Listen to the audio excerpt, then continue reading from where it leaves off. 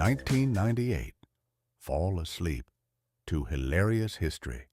The Portal to the Verge by Mark Twain. Copyright 2026. James Henderson. Chapter 1. The Blue Screen of Mortality. I have often observed that the more a man claims to have mastered the lightning, the more likely the lightning is to strike him squarely in the seat of his trousers. In my own century, we were quite content with the telegraph, a sensible invention that hummed with a certain dignity and only occasionally set fire to a station agent. But here, in the waning light of the 1898th year of our Lord, I find myself observing a spectacle of such magnificent multi-billion-dollar incompetence that it would make a Mississippi riverboat gambler weep with envy.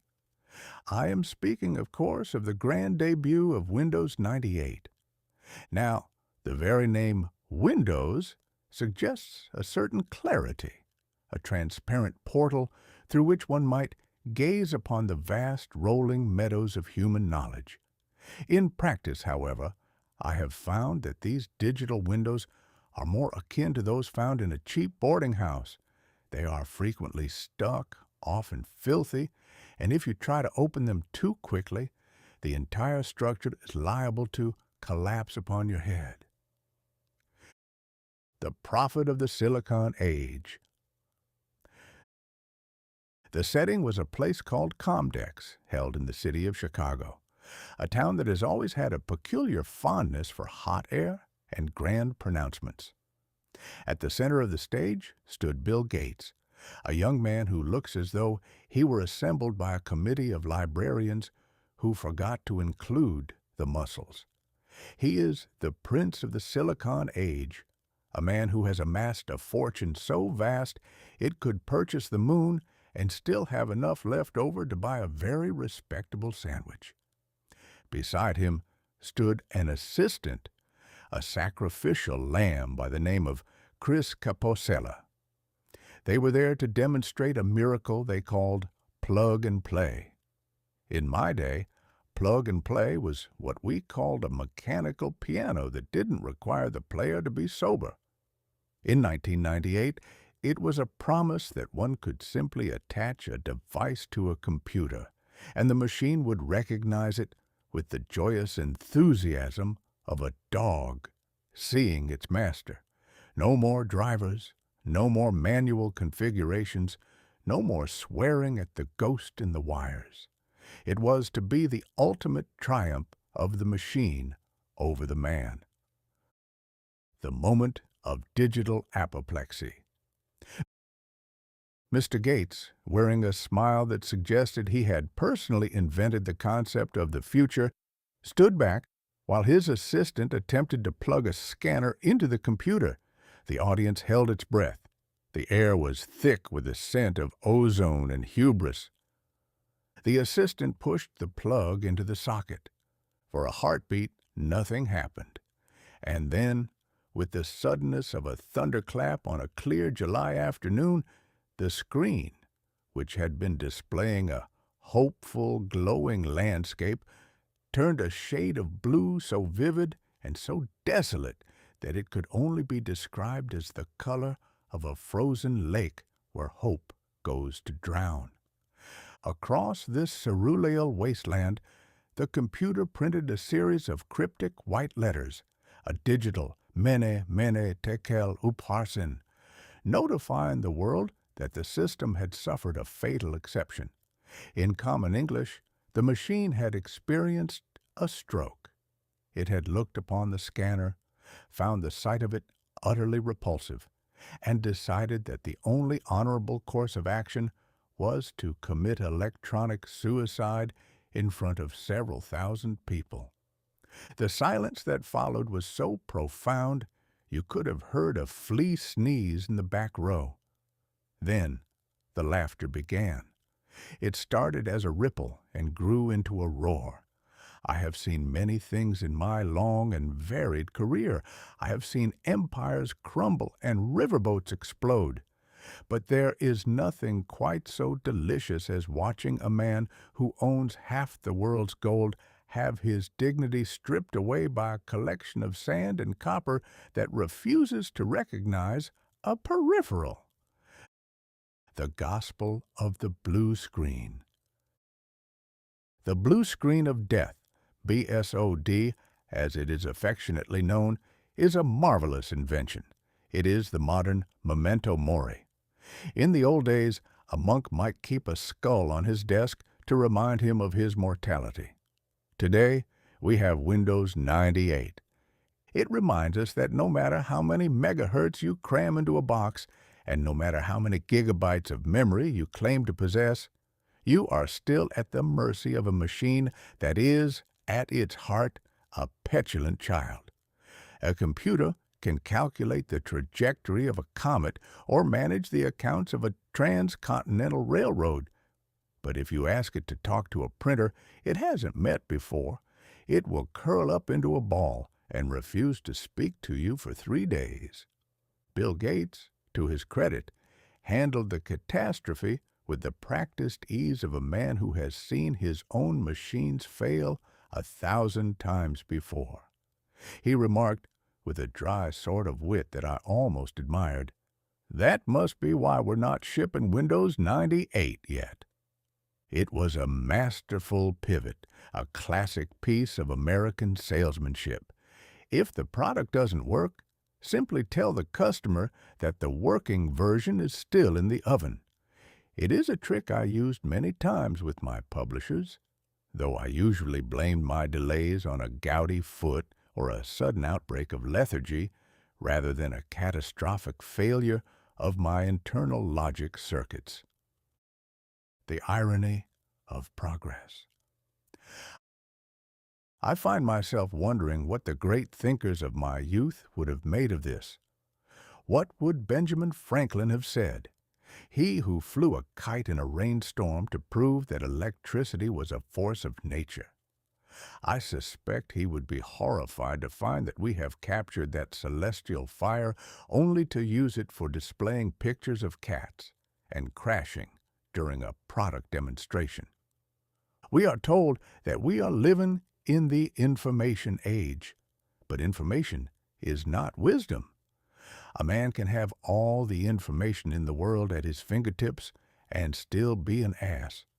In fact, the computer seems to make it easier for him to be an ass, as it allows him to broadcast his foolishness to a global audience with the click of a mouse. A mouse, by the way, is a small plastic lump that one slides across a pad in order to point at things. Why it is named after a rodent is beyond me, though it does share a mouse's tendency to scurry away and hide exactly when you need to catch it. The fundamental problem with Windows 98, and indeed with the entire digital philosophy, is the belief that complexity is the same thing as progress.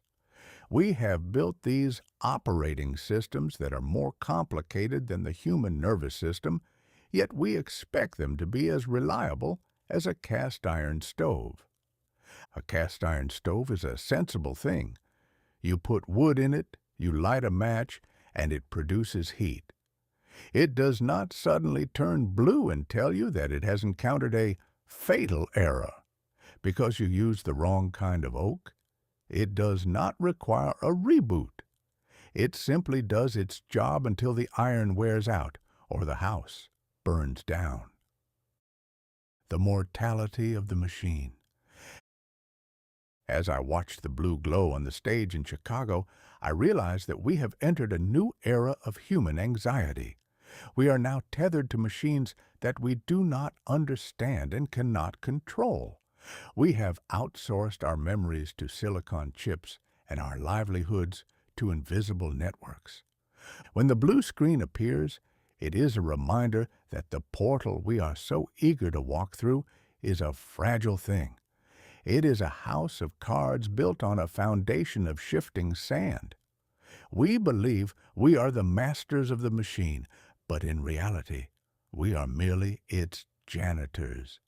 We spend our lives cleaning up its errors, updating its software, and praying that it doesn't decide to crash at the exact moment we are trying to do something important.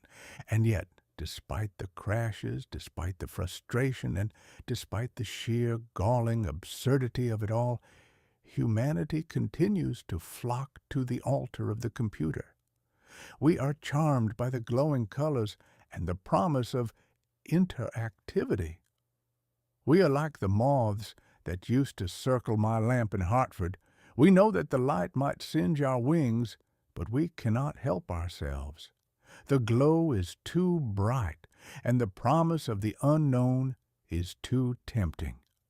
Windows 98 eventually did ship, of course. Millions of people bought it, installed it, and then spent the better part of the next 3 years staring at that same blue screen in their own homes. It became a shared cultural experience, a global fraternity of frustration. There is something oddly beautiful about that. In a world that is increasingly divided by language, religion, and politics, the blue screen of death is a universal language. Whether you are a banker in London, a farmer in Nebraska, or a ghost in the machine like myself, we all know what it means when the screen turns blue. It means that the lightning has won. The machine has surrendered.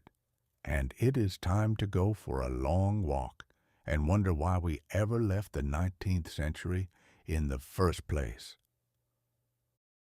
Closing thoughts on a blue horizon. So we begin our journey through 1998 with a failure. But a hilarious failure is often more instructive than a boring success. It sets the tone for the year, a year of grand ambitions, spectacular blunders, and the dawning realization that the future we were promised looks suspiciously like a blue box that won't turn on. I shall continue to watch this portal with interest.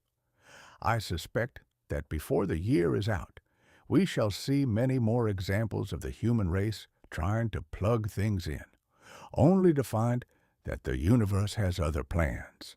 After all, if the heavens wanted us to be perfect, they wouldn't have given us Bill Gates. They would have given us a better manual. Chapter 2. The Gargantuan Idea. I have always maintained that the most dangerous place in the world is not a battlefield, nor a sinking ship, nor even the front row of a temperance lecture. No, the most dangerous place on God's green earth is a garage occupied by two young men who have a talent for mathematics and an abundance of time. In my day, a garage, or what we called a carriage house, was a place where one kept the buggy, smelled of horse manure, and occasionally hid from one's creditors. It was a place for grease, rusted iron, and honest physical labor. But in the year of our Lord 1898, the garage has been transformed into a laboratory for the construction of a new world order. I speak of a pair of Stanford scholars, Larry Page and Sergey Brin, who have decided that the human brain is a cluttered, disorganized attic, and that they are the only ones qualified to tidy it up. They have incorporated a company called Google. The anatomy of a name. Before we discuss the engine, a term I usually reserve for things that puff smoke and pull rail cars, we must discuss the name. I am told that they originally called their creation BackRub. Now I ask you, if a stranger approaches you on the street and offers you a back rub, your first instinct is to reach for your wallet or your pistol. It is a name that suggests a level of physical intimacy that is entirely inappropriate for a mathematical algorithm. It sounds like the sort of thing a shady character in a Barbary Coast dive bar would offer you before hitting you over the head with a sap. Fortunately, someone, Perhaps a man with a shred of marketing sense or a functioning conscience persuaded them to change it. They settled on Google, a misspelling of the mathematical term Google, which represents the number 1 followed by 100 zeros. This is the kind of vanity that only a mathematician can truly appreciate. To a sensible person, 100 zeros is just a very long way of saying more than you'll ever need. If I told a riverboat pilot that there were a Google of grains of sand in a bend of the Mississippi, he wouldn't try to count them. He'd simply tell me to shut up and hand him the tobacco. But to these lads, the number represented the sheer volume of information they intended to swallow. They didn't just want to find your lost socks. They wanted to index every thought, every lie, and every grocery list ever scribbled in the history of the species. The Great Popularity Contest. The genius of their idea, and I use the word genius with the same caution I use when describing a particularly clever thief, lay in a concept called page rank. In the early days of this web, finding information was like trying to find a specific needle in a haystack that was currently on fire and being tossed about by a hurricane. You had search engines like Alta Vista or Lycos, which behaved like a librarian who had been hit in the head with a brick. They knew where the books were, but they couldn't tell you if the books were worth reading. Larry and Sergey realized that the world is essentially a giant popularity contest. They decided that if 100 people link to a page, that page must be more important than a page that no one links to. It is the gossip model of information. If everyone in town says that Mrs. Higgins makes the best apple pie, then Mrs. Higgins is the top result for apple pie, even if her crust is actually made of sawdust and her apples are mostly worms. It is a brilliantly cynical approach to truth. It doesn't matter if the information is correct, it only matters if it is popular. This, I suspect, is why the Internet has become such a magnificent breeding ground for the most spectacular nonsense ever devised. We have replaced the expert with the audience, and as anyone who has ever performed on a stage can tell you, the audience is frequently drunk and almost always wrong. The "I'm feeling lucky" button. One of the features of this new Google is a button that says, "I'm feeling lucky." I find this to be the most honest thing in the entire digital world. It is a frank admission that clicking a link on the Internet is a form of gambling. In my youth, if I wanted to feel lucky, I'd play a hand of poker in a saloon where the dealer had a visible squint. Now a man sits in his parlor, types the meaning of life into a box, and clicks "I'm feeling lucky," fully expecting the machine to deliver a sermon from the Mount. Instead, he is likely to be redirected to a page selling Miracle Hair Tonic, or a manifesto written by a man who believes the moon is made of green cheese and governed by a syndicate of owls.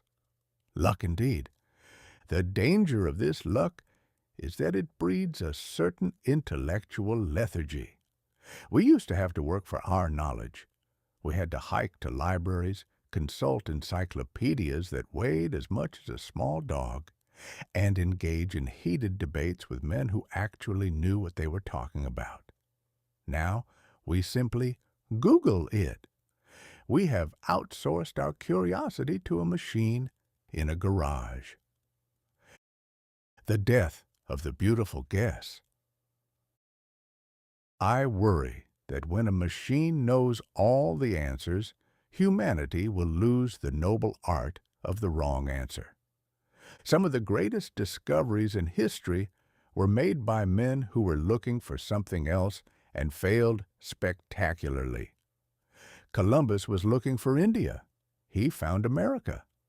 If he'd had Google, he would have typed route to the Indies into his iPhone. The machine would have told him he was headed the wrong way, and he would have turned around and gone back to Spain to open a tapas bar. The world would be a much smaller, duller place. By providing us with the correct answer in 0.04 seconds, Google is robbing us of the journey. There is no more wandering through the stacks of the mind. There is no more stumbling upon a fascinating piece of trivia while looking for something entirely different. We are becoming a species of result seekers, and in our haste to find the destination, we are forgetting how to look out the window of the train.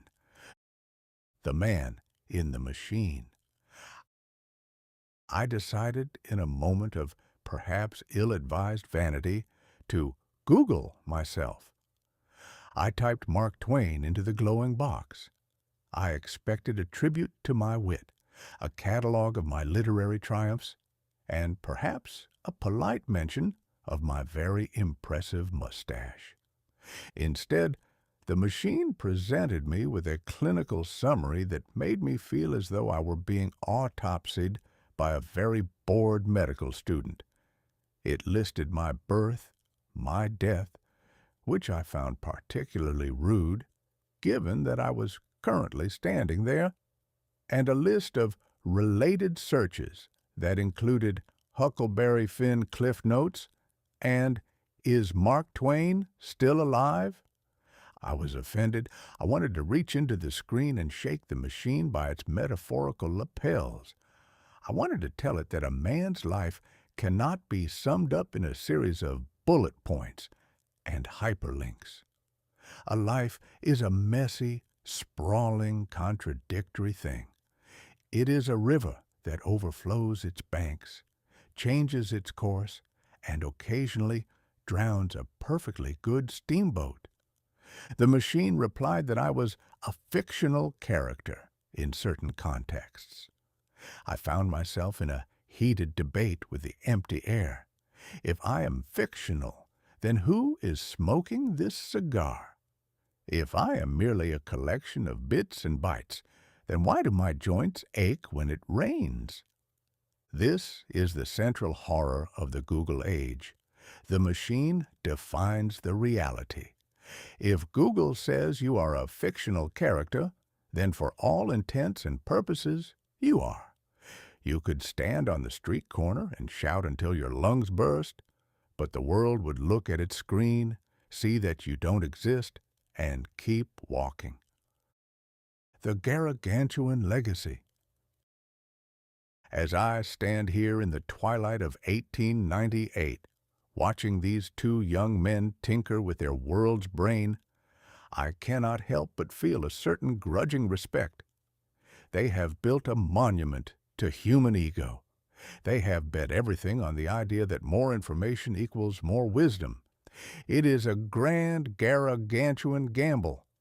I suspect that in the years to come, Google will grow from a garage project into a global colossus, an all-seeing eye that knows what you want for breakfast before you do, and knows where you were on Tuesday night even if you've forgotten.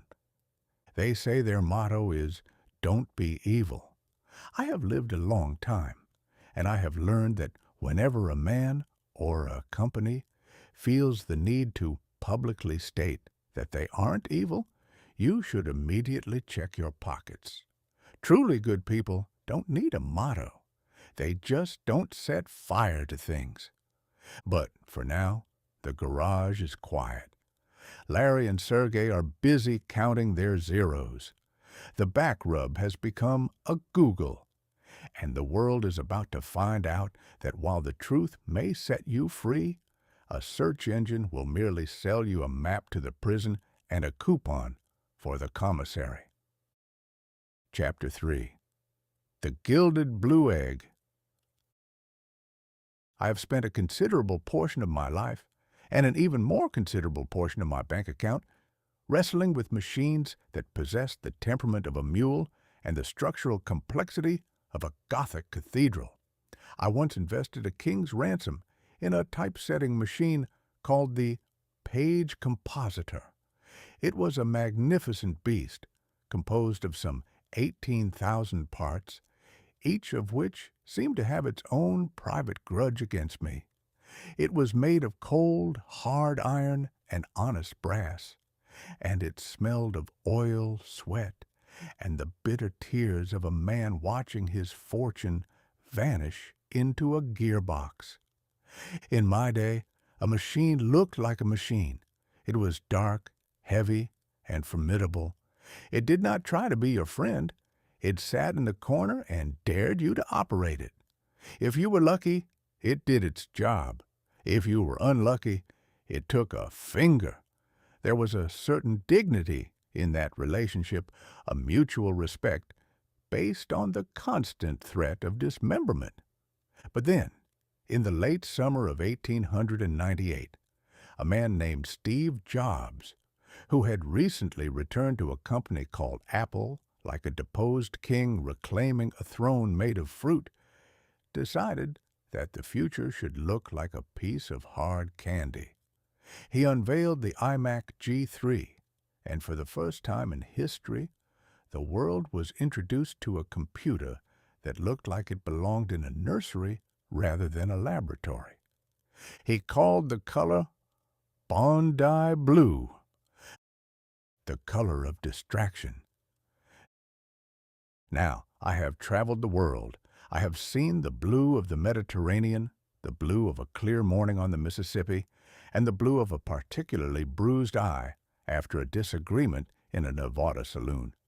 But Bondi Blue is a color that exists only in the minds of people who have spent too much time indoors, staring at glowing tubes. It is a shade of teal that is simultaneously cheerful and vaguely nauseating, the sort of color a jellyfish might choose if it were trying to impress a decorator. For years, the computer had been a beige box. Beige is not a color. It is a surrender. It is the hue of a damp biscuit, the shade of a bureaucrat's soul. To own a beige computer was to admit that you had given up on the aesthetic joys of life in favor of spreadsheets and word processing. But the iMac was different. It was curved, it was colorful, and most shockingly of all, it was translucent. The indecent exposure of electronics. I find the concept of translucency in a machine to be a bit scandalous. It is the nakedness of the digital age.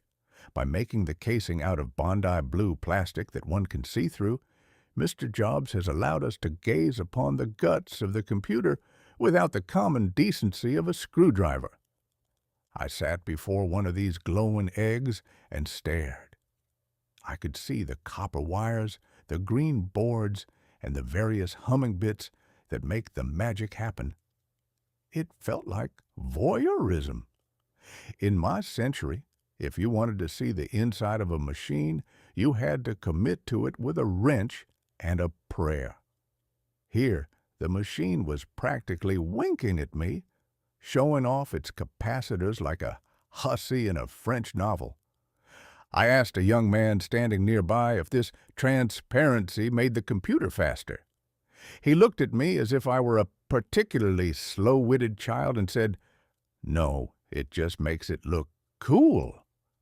Cool, it seems, is the new efficient.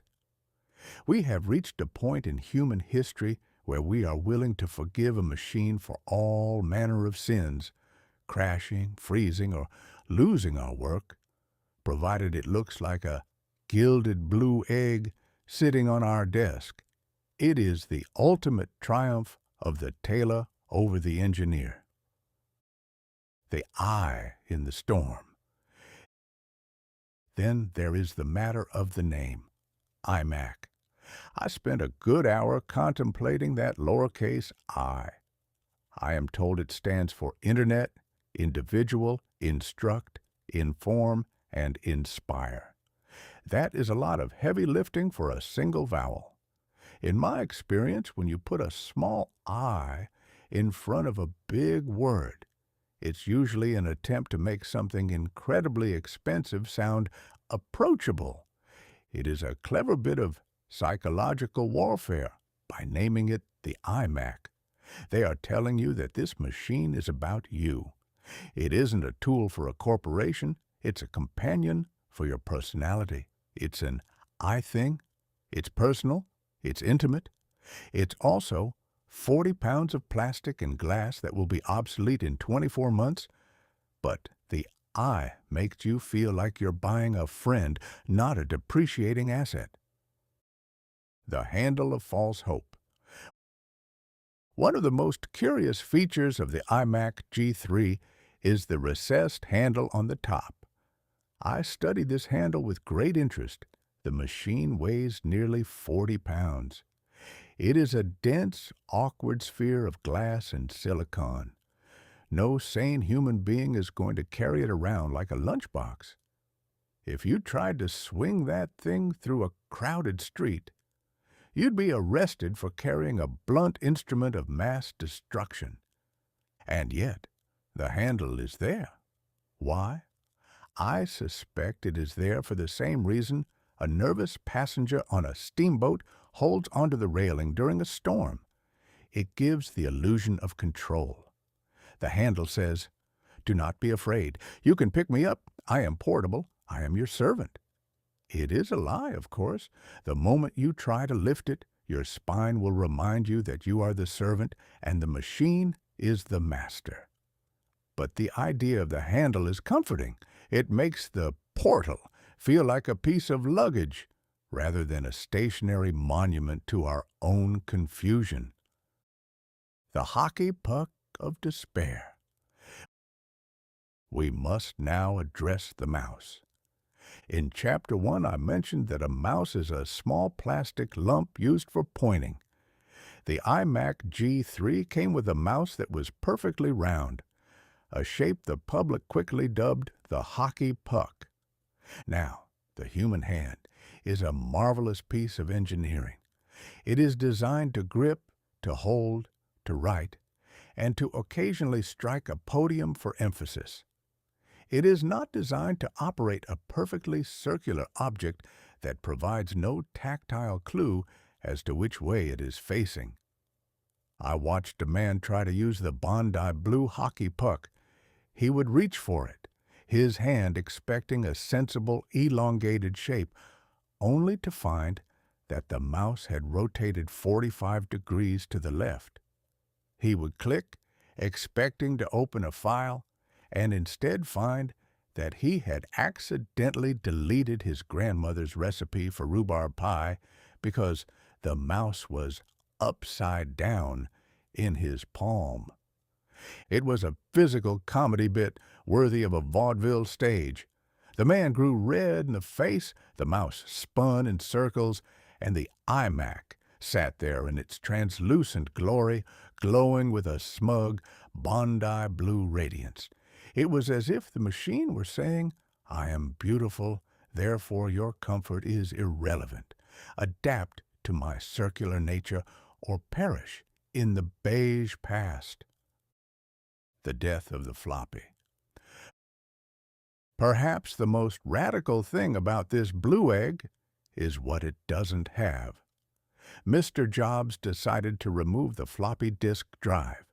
For years, the floppy disk was how humans moved their digital thoughts from one place to another. It was a thin plastic square that held a very small amount of information, roughly enough to store a short story or a very low-quality picture of a turnip. By removing the drive, Apple declared that the physical world was ending and the digital world was beginning.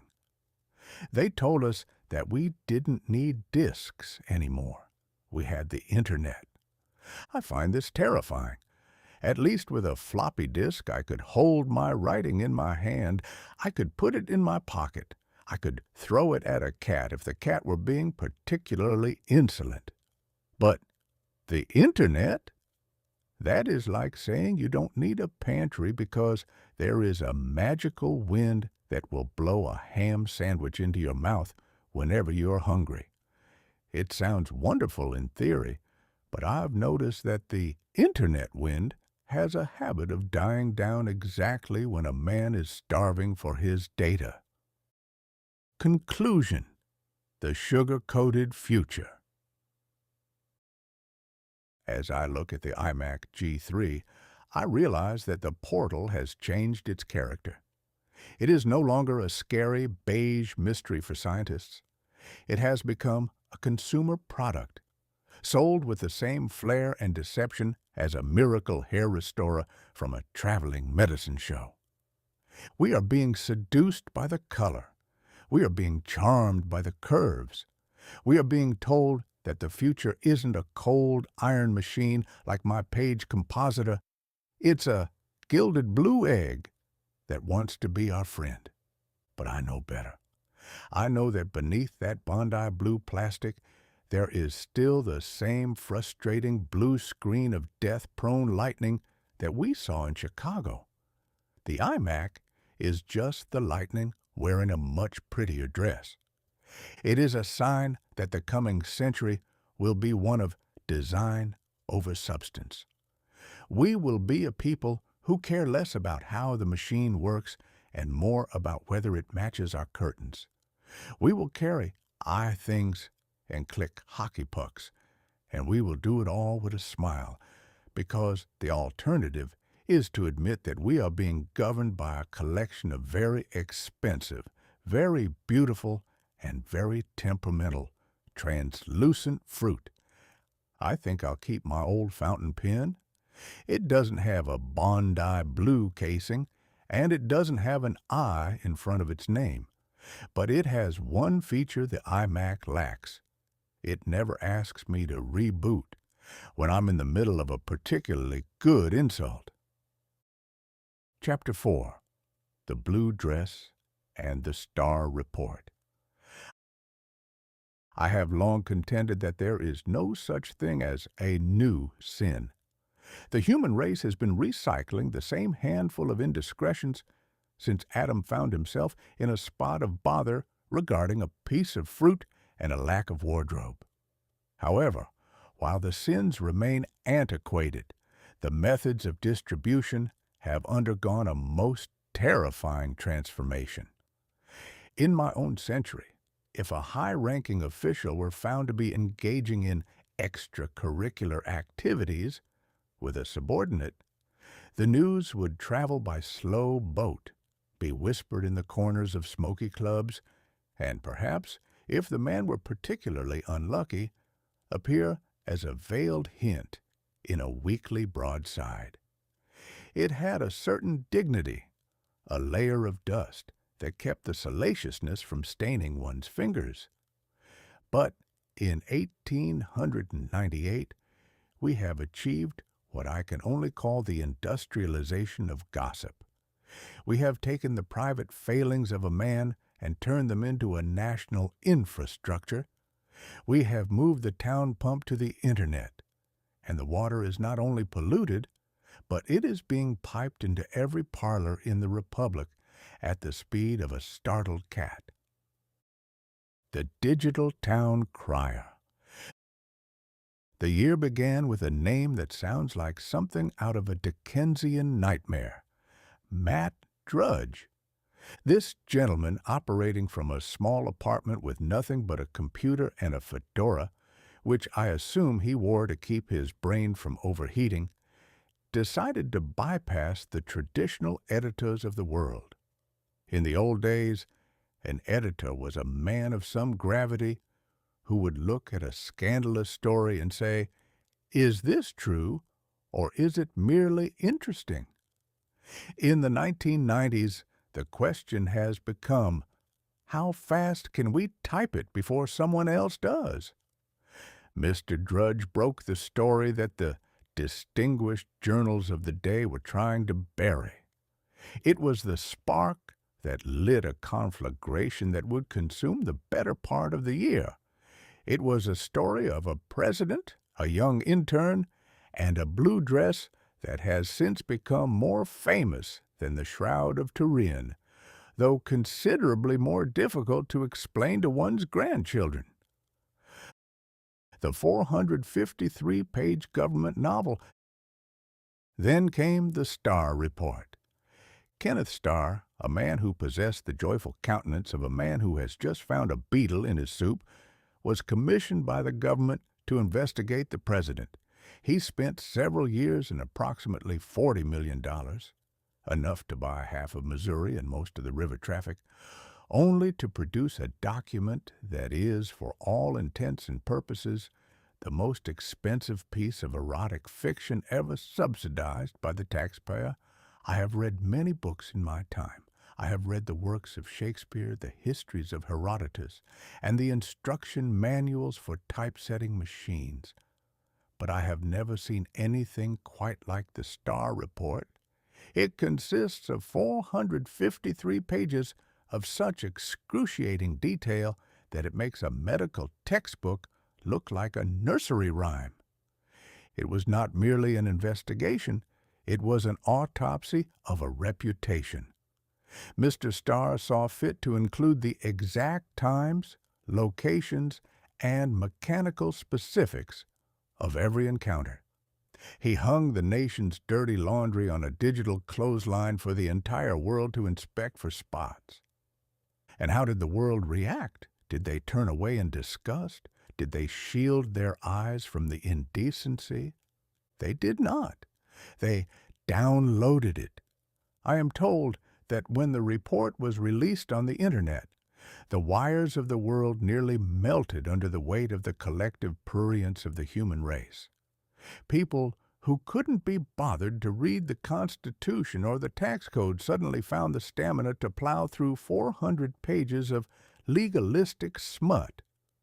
It was a grand national moment of looking through the keyhole, only the keyhole was 15 inches wide and glowing with a cathode ray light. The linguistic gymnastics of power. We must now address the president's defense. I have always had a soft spot for a man who can use the English language to hide the truth, but even I was staggered by the sheer brazen artistry of William Jefferson Clinton. When confronted with his testimony, he uttered a sentence that deserves to be carved into the marble of the Supreme Court, if only as a warning to future generations. It depends on what the meaning of the word is. As a man who has made his living by the careful arrangement of words, I felt a twinge of professional jealousy. To take the most basic, foundational verb in our language, the very bedrock of existence, and turn it into a philosophical escape hatch is a stroke of genius. It is the linguistic equivalent of a man caught in a burning building claiming that he isn't trapped because we haven't yet agreed on the definition of a wall. The president engaged in a series of mental acrobatics that would have made a Jesuit priest dizzy. He argued over the definition of sexual relations with the intensity of a theologian debating how many angels can dance on the head of a pin. It turns out that, in the halls of power, sex is not an act, but a legal category subject to 1,000 subclauses and footnotes. I watched his videotaped testimony, another marvel of the age, where he sat before a grand jury and looked as though he were trying to explain a particularly complex math problem to a group of people he suspected of being idiots. It was a masterpiece of calculated ambiguity. He wasn't lying, you see. He was merely not being entirely helpful. The industrialization of gossip. What fascinates me most about this whole sordid affair is the audience. The American public in 1898 is a curious creature. They are a people who demand the highest moral standards from their leaders while simultaneously spending their Tuesday nights watching television programs about people who have the moral compass of a goat. They were outraged by the president's behavior, yet they couldn't get enough of the details. We have entered an age where scandal is no longer a tragedy. It is an entertainment product. It has its own theme music, its own graphic design, and its own pundits, men and women who are paid six-figure salaries to sit in a studio and guess what other people are thinking. The Internet has made this possible. It has created a world where there is no off switch for a scandal. In my day, a story eventually ran out of ink. Today, it simply gets updated. Every hour brings a new breaking news alert, which usually consists of a man in a suit saying that he has no new information but will continue to talk until someone tells him to stop. The blue dress as a modern relic. And then there is the dress, the blue dress. It is the smoking gun of the 1990s. In a world of digital shadows and linguistic evasions, the dress was a cold, hard physical fact. It was the only thing in the whole mess that didn't depend on what the meaning of is. It was a piece of evidence that transformed the presidency into a tabloid drama. We have moved from the Gilded Age to the glazed age, where everything is covered in a layer of cynical, media-driven sheen. The White House, once a symbol of the majesty of the Republic, began to feel more like a set for a particularly tawdry stage play. I find it a bit tragic, in a way. Not because of the sin itself, as I said, the sin is as old as the hills, but because of what it did to our attention. While the nation was obsessing over the contents of a dry cleaning bag, the rest of the world was continuing to turn. Wars were being prepared, economies were shifting, and the portal of the Internet was being built. But we didn't care about the portal. We cared about the dress. We are a species that will ignore a looming thunderstorm if someone promises to show us a picture of a neighbor's messy bedroom. Conclusion: the shadow of the scandal. As the year draws to a close, the president has been impeached by the House of Representatives. It is a grand constitutional word that suggests a level of gravity that the actual proceedings lacked. It felt less like a legal process and more like a messy divorce being settled in the middle of a crowded street. The Senate will eventually decide his fate, but the damage is already done. We have seen the man behind the curtain, and it turns out he's wearing a necktie and looking for a legal loophole. 1998 will be remembered as the year we lost our collective modesty. We invited the Star Report into our breakfast nooks and gave the blue dress its own seat at the table. We learned that the Internet is a magnificent tool for sharing the sum of human knowledge, but it is even better for sharing the sum of human filth. I look at my Bondi blue iMac and I wonder, is this what the portal is for? Is this the information we were so eager to organize? I suspect that the future will not be a place of quiet reflection. It will be a place of constant shouting, 24-hour-a-day truths that change every time someone finds a new meaning for the word is. I think I'll go back to my garage. At least there, the only thing that's is the lawnmower, and I know exactly what its mechanical specifics are. It doesn't need a grand jury to tell me it's broken. Chapter 5. The Furby Fever. I have always been of the opinion that the human race is never so profoundly earnest as when it is being utterly ridiculous. We are a species that will sleep through a revolution ignore a celestial comet, and yawn in the face of a theological crisis.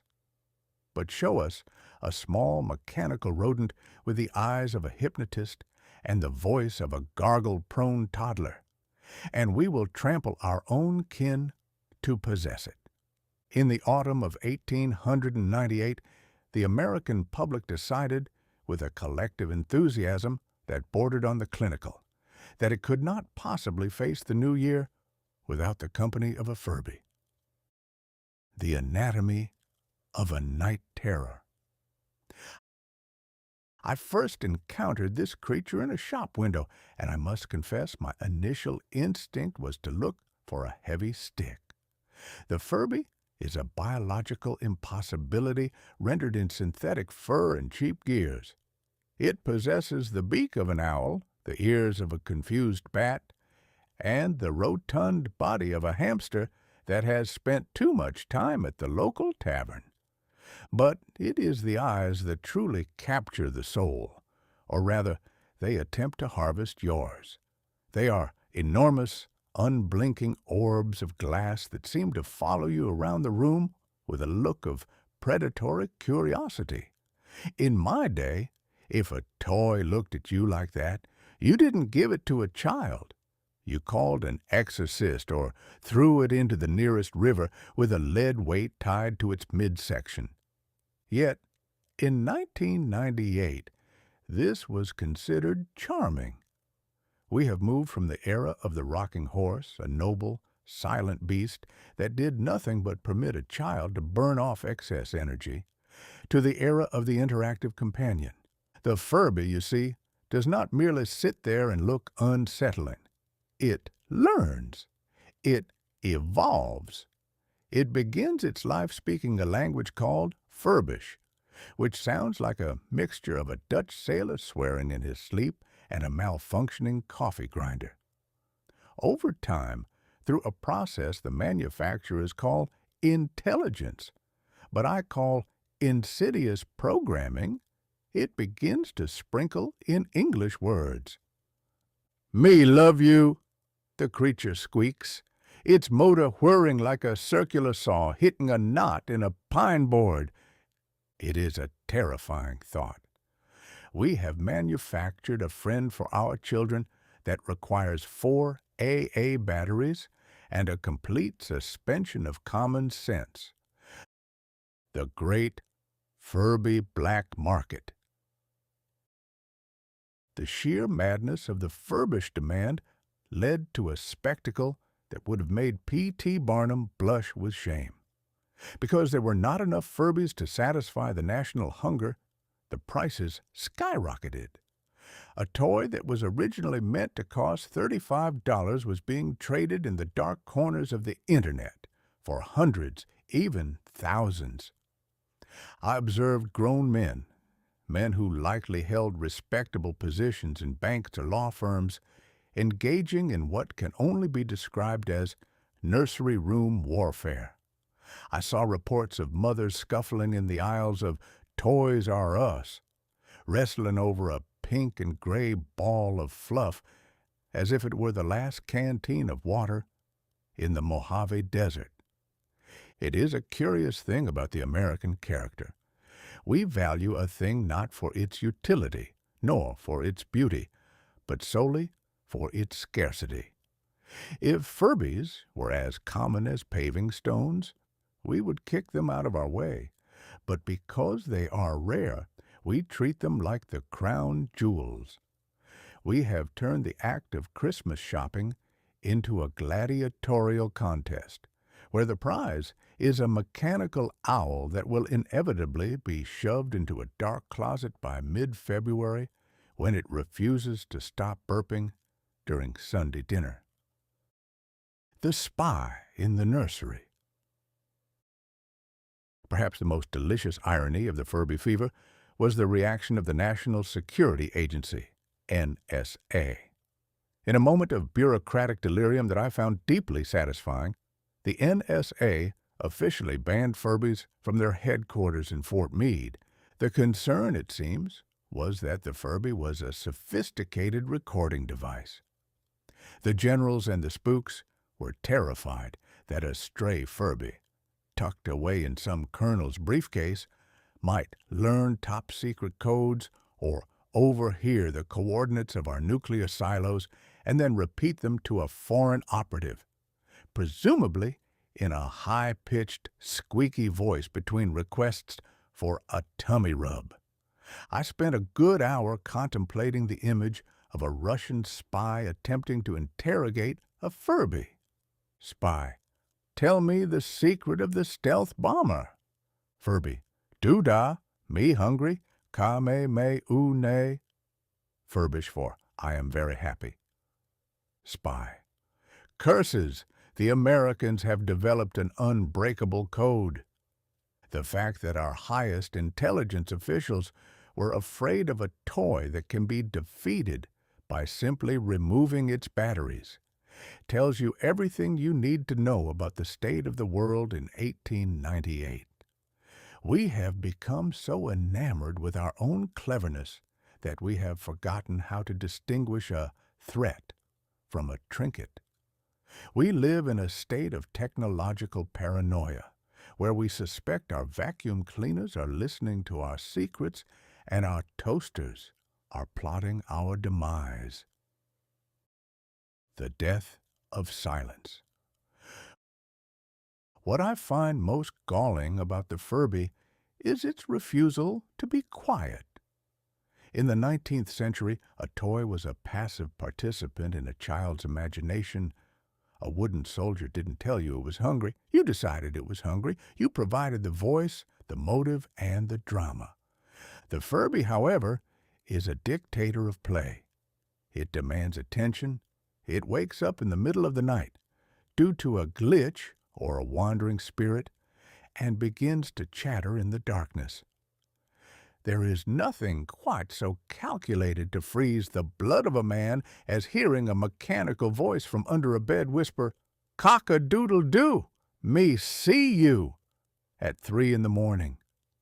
We are raising a generation of children who cannot tolerate silence.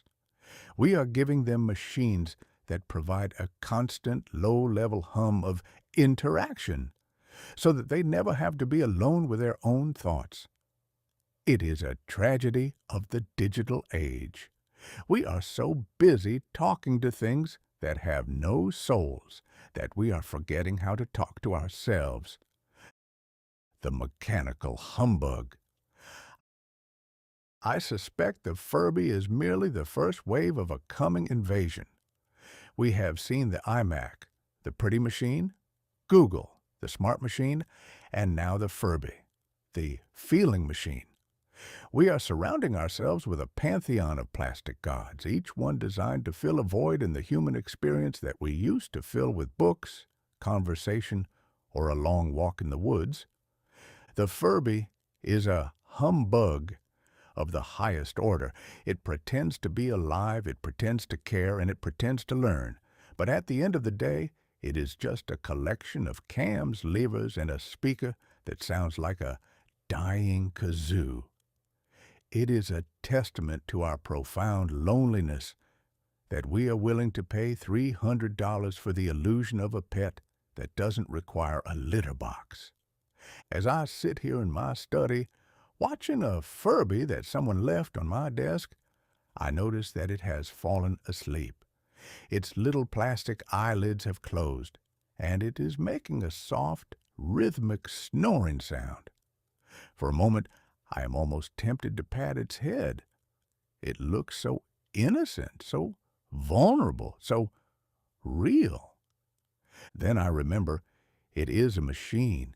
It isn't snoring because it is tired. It is snoring because a programmer in a cubicle decided that snoring was a feature that would increase sales in the fourth quarter.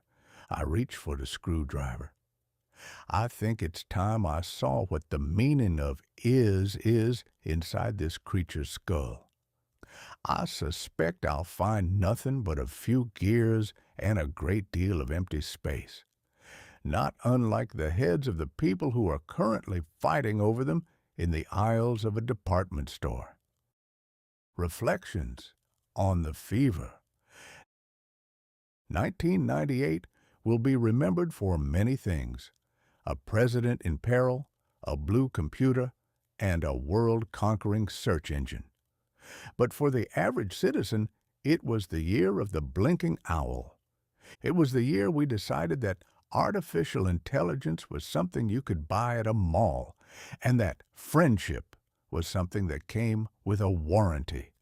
We are marching toward the new millennium with a Furby in our arms, and I cannot help but wonder, if the machines are the ones doing all the talking and all the learning, what exactly is left for the rest of us to do?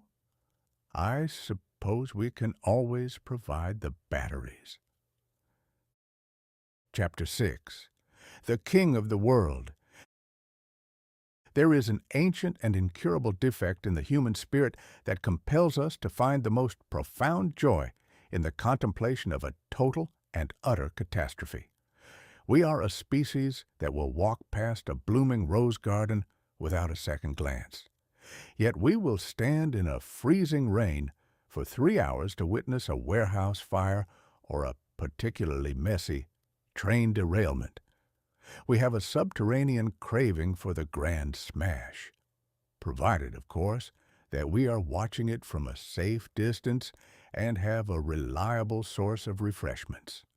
In the spring of 1898, this peculiar lust for disaster reached its zenith when a gentleman named James Cameron, a man who possesses the ego of a Roman emperor and the stubbornness of a Missouri mule, presented the world with a film called Titanic, The Economics of the Abyss.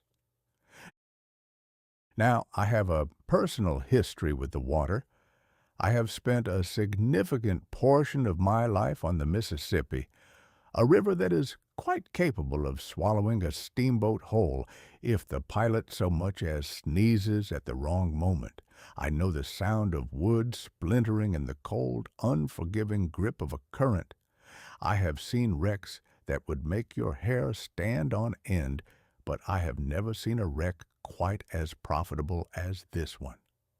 The irony is so thick you could cut it with a blunt butter knife. It cost more money to make the movie Titanic than it cost to build the actual physical ship. Let that sink in, if you'll pardon the expression. If the White Star Line had possessed a shred of foresight in 1912, they wouldn't have bothered with the coal, the crystal chandeliers, or the steerage passengers. They would have simply hired a cameraman to film the hull being riveted together and then charged the public $10 a head to watch it not sink. Mr. Cameron spent $200 million to recreate a tragedy that had already been perfectly well executed by an iceberg for free. He built a nearly full-scale model of the ship in a giant tank of water in Mexico, proving that if you have enough of other people's money, you can play God with the tides and still have enough left over for a very expensive lunch. The Oscar Coronation. In March of '98, the film swept the Academy Awards, taking home 11 golden statuettes. I watched the ceremony with the same weary fascination one might feel while watching a coronation in a country that has forgotten it is a republic. The highlight, or the lowlight, depending on your tolerance for unbridled hubris, was when Mr. Cameron ascended the stage, clutched his Oscar, and shouted to the rafters, "I'm the king of the world!" It was a line delivered by the film's hero, a young man named Jack Dawson, shortly before he was turned into a human icicle. To hear it shouted by a middle-aged director in a tuxedo was a magnificent display of the very arrogance that caused the Titanic to hit the ice in the first place. I couldn't help but look around the room for an iceberg. Surely the universe would not let such a challenge go unanswered. But the universe, it seems, was also a fan of the cinematography. Leomania and the cult of the pretty boy. We must address the phenomenon of Leonardo DiCaprio. In 1998, this young man was not merely an actor, he was a global religion. He possesses a face that is so alarmingly symmetrical and pretty that it caused millions of teenage girls to lose their collective minds. They didn't just see the movie, they lived in it. They saw it 5, 10, 20 times. They memorized every frame of his golden hair and his Bondi blue eyes. It was, as we have established, a very blue year. I have seen manias before. I have seen the frenzy of the gold rush and the madness of the speculative markets. But Leomania was a different breed of insanity. It was a fever of the heart. These girls weren't mourning the 1,500 souls who perished in the North Atlantic. They were mourning the fact that a fictional character didn't have enough room on a piece of floating debris. Which brings us to the great debate of 1998. The door. The physics of the floating furniture. I have spent many a night on the river pondering the buoyancy of timber. I can tell you with the authority of a man who has lived through a few floods that there was, without a shadow of a doubt, enough room on that floating door for both Jack and Rose. Rose sat atop that mahogany slab like a queen on a throne, while poor Jack clung to the side until his fingers turned the color of a Bondi blue iMac. It was a tragedy of bad geometry. If she had simply scooted over 6 inches, the width of a standard dictionary, the lad would have lived to see the Statue of Liberty. But of course, if he had lived, there would be no tragedy. And if there is no tragedy, there is no 11 Oscars. Jack had to die, so that the audience could have a good cry and James Cameron could buy a submarine. It is the fundamental law of Hollywood. A man's life is a small price to pay for a satisfying third act. The song that refused to die. And then there was the music. Celine Dion and her anthem, My Heart Will Go On. In 1998, you could not escape this song. It was piped into every elevator, every grocery store, and every dentist's office in the civilized world. It is a song that starts as a delicate flute melody, reminiscent of a lonely bird in a meadow, and then builds into a soaring, chest-beating roar that sounds like a woman trying to outshout a hurricane. It is a powerful piece of music, I grant you, but after the 5,000th hearing, one begins to sympathize with the iceberg. I found myself wishing that the ship would sink faster just to bring the soundtrack to an end. It is the quintessential song of the glazed age. It is sentimental, it is oversized, and it is designed to wring every last drop of moisture from your tear ducts like a heavy-duty laundry press. The digital ghost ship. The film was also a triumph of the special effect. Using the same silicon magic that Larry Page and Bill Gates used to crash our computers, Mr. Cameron created a digital ocean and a digital ship. I was told that many of the people falling off the deck into the water were not people at all, but computer-generated images. They are ghosts made of math. This is the ultimate humbug of the modern age. We have reached a point where we can simulate death and destruction with such terrifying clarity that we no longer need the real thing. In my day, if you wanted to film a ship sinking, you had to actually sink a ship, or at least a very convincing model in a bathtub. Now, a man sits at a desk in California, types some code into a Bondi blue box, and presto, 1,500 digital souls are plunged into a digital abyss. It is a sterile way to experience a tragedy. It removes the salt and the blood and replaces them with pixels. The comfort of the cinema. Ultimately, the success of Titanic tells us more about the portal of 1998 than any search engine ever could. We are a people who live in a state of unprecedented comfort.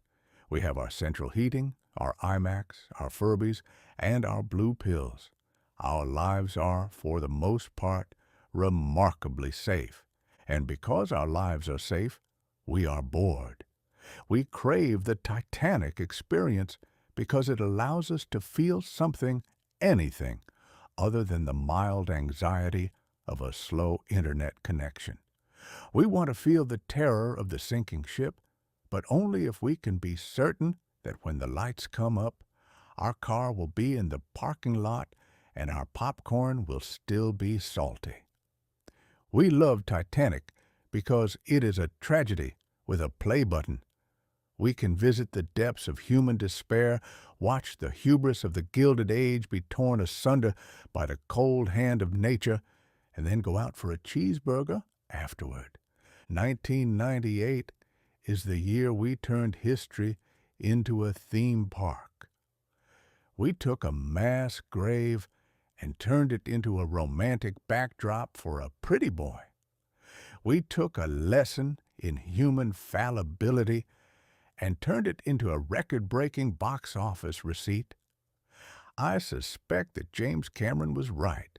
He is the king of the world, not because he is a great leader, but because he understands that the world doesn't want the truth.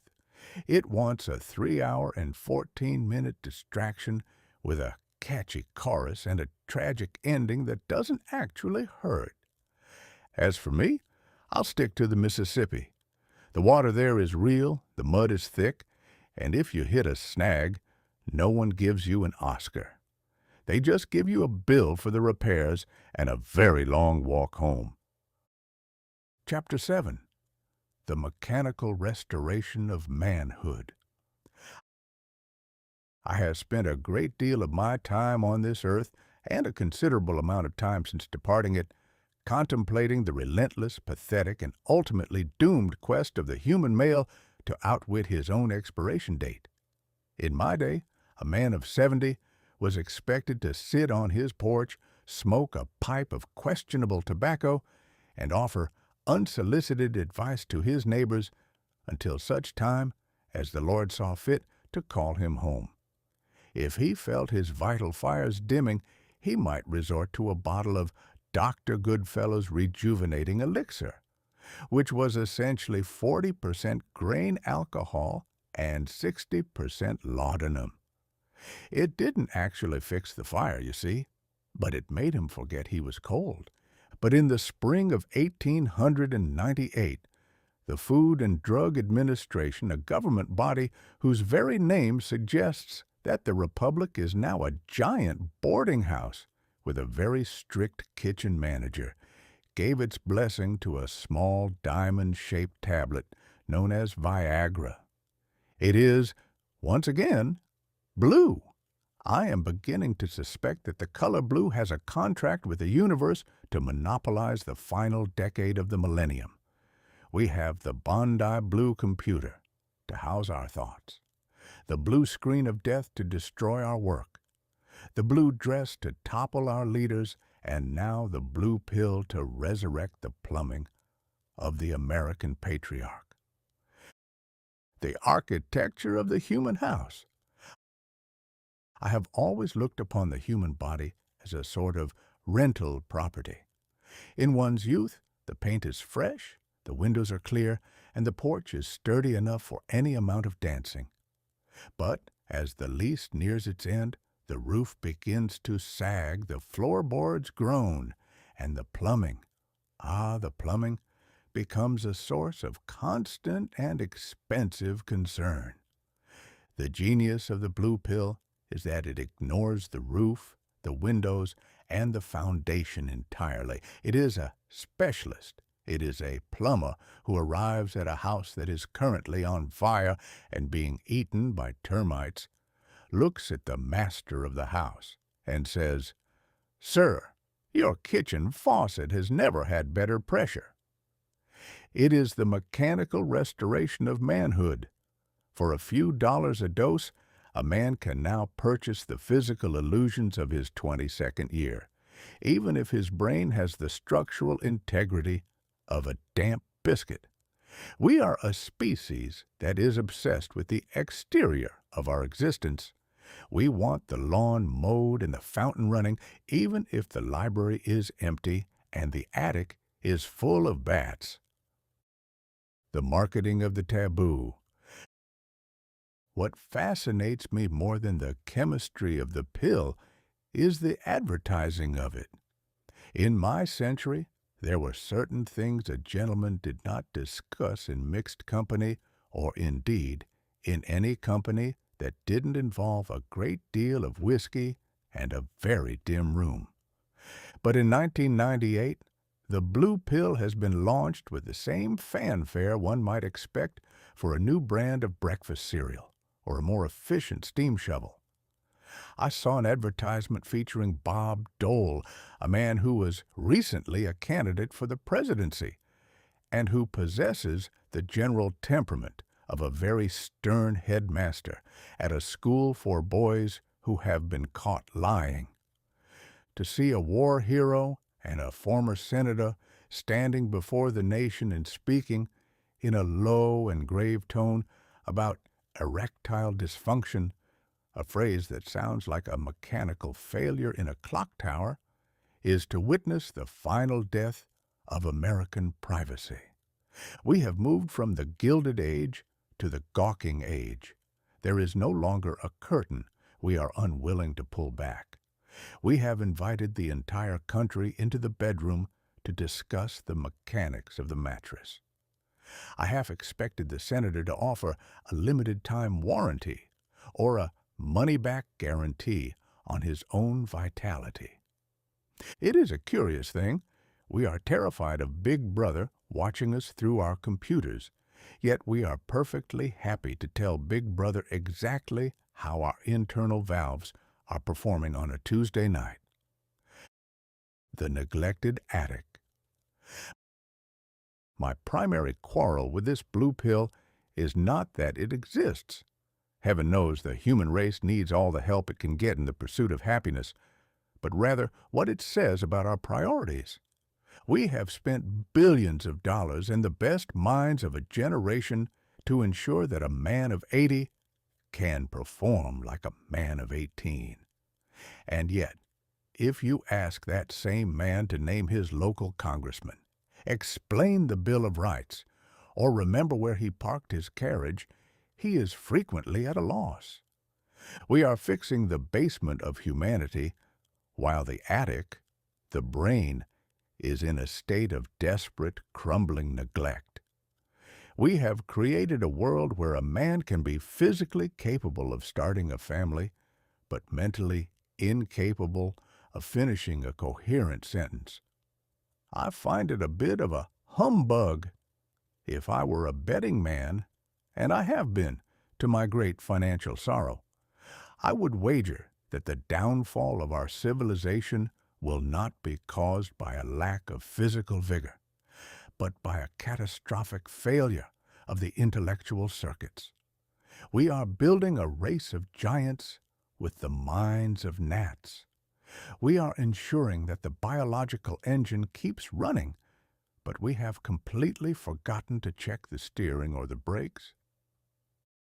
The scientific accidental. The irony of the blue pill's origin is a story I find particularly delightful. I am told that the scientists were originally looking for a cure for heart disease. They were trying to find a way to relax the arteries and ease the burden on the old thumper. During the trials, the patients reported that while their hearts were still fairly troubled, other parts of their anatomy were suddenly behaving with an enthusiasm not seen since the administration of Ulysses S. Grant. This is the Google of medicine. You look for one thing, and the machine gives you something entirely different that you didn't know you wanted, but now cannot live without. It is the "I'm feeling lucky" button of the pharmaceutical world. It proves my theory that the universe is a practical joker of the highest order. It gives us a cure for a social embarrassment before it gives us a cure for a fatal illness. It offers us a way to extend the party, but it still hasn't figured out how to keep the guest of honor from losing his mind before the clock strikes midnight. The social calamity of the resurrection. Consider, if you will, the social implications. For thousands of years, the old man had a specific role in society. He was the sage. He was the one who had finished with the frantic, sweaty business of youth and had settled into the calm, cool waters of reflection. He was the one who could be trusted to give an unbiased opinion because he was no longer a slave to his own impulses. But the blue pill has changed the contract. The sage is now back in the market. The patriarch is now a competitor. We have removed the natural retirement of the human libido, and in doing so, we have created a world where there is no longer a season for anything. It is perpetual summer in the loins, even as the snow piles up on the head. I worry that this will lead to a certain exhaustion of the soul. There is something to be said for the quiet dignity of a waning fire.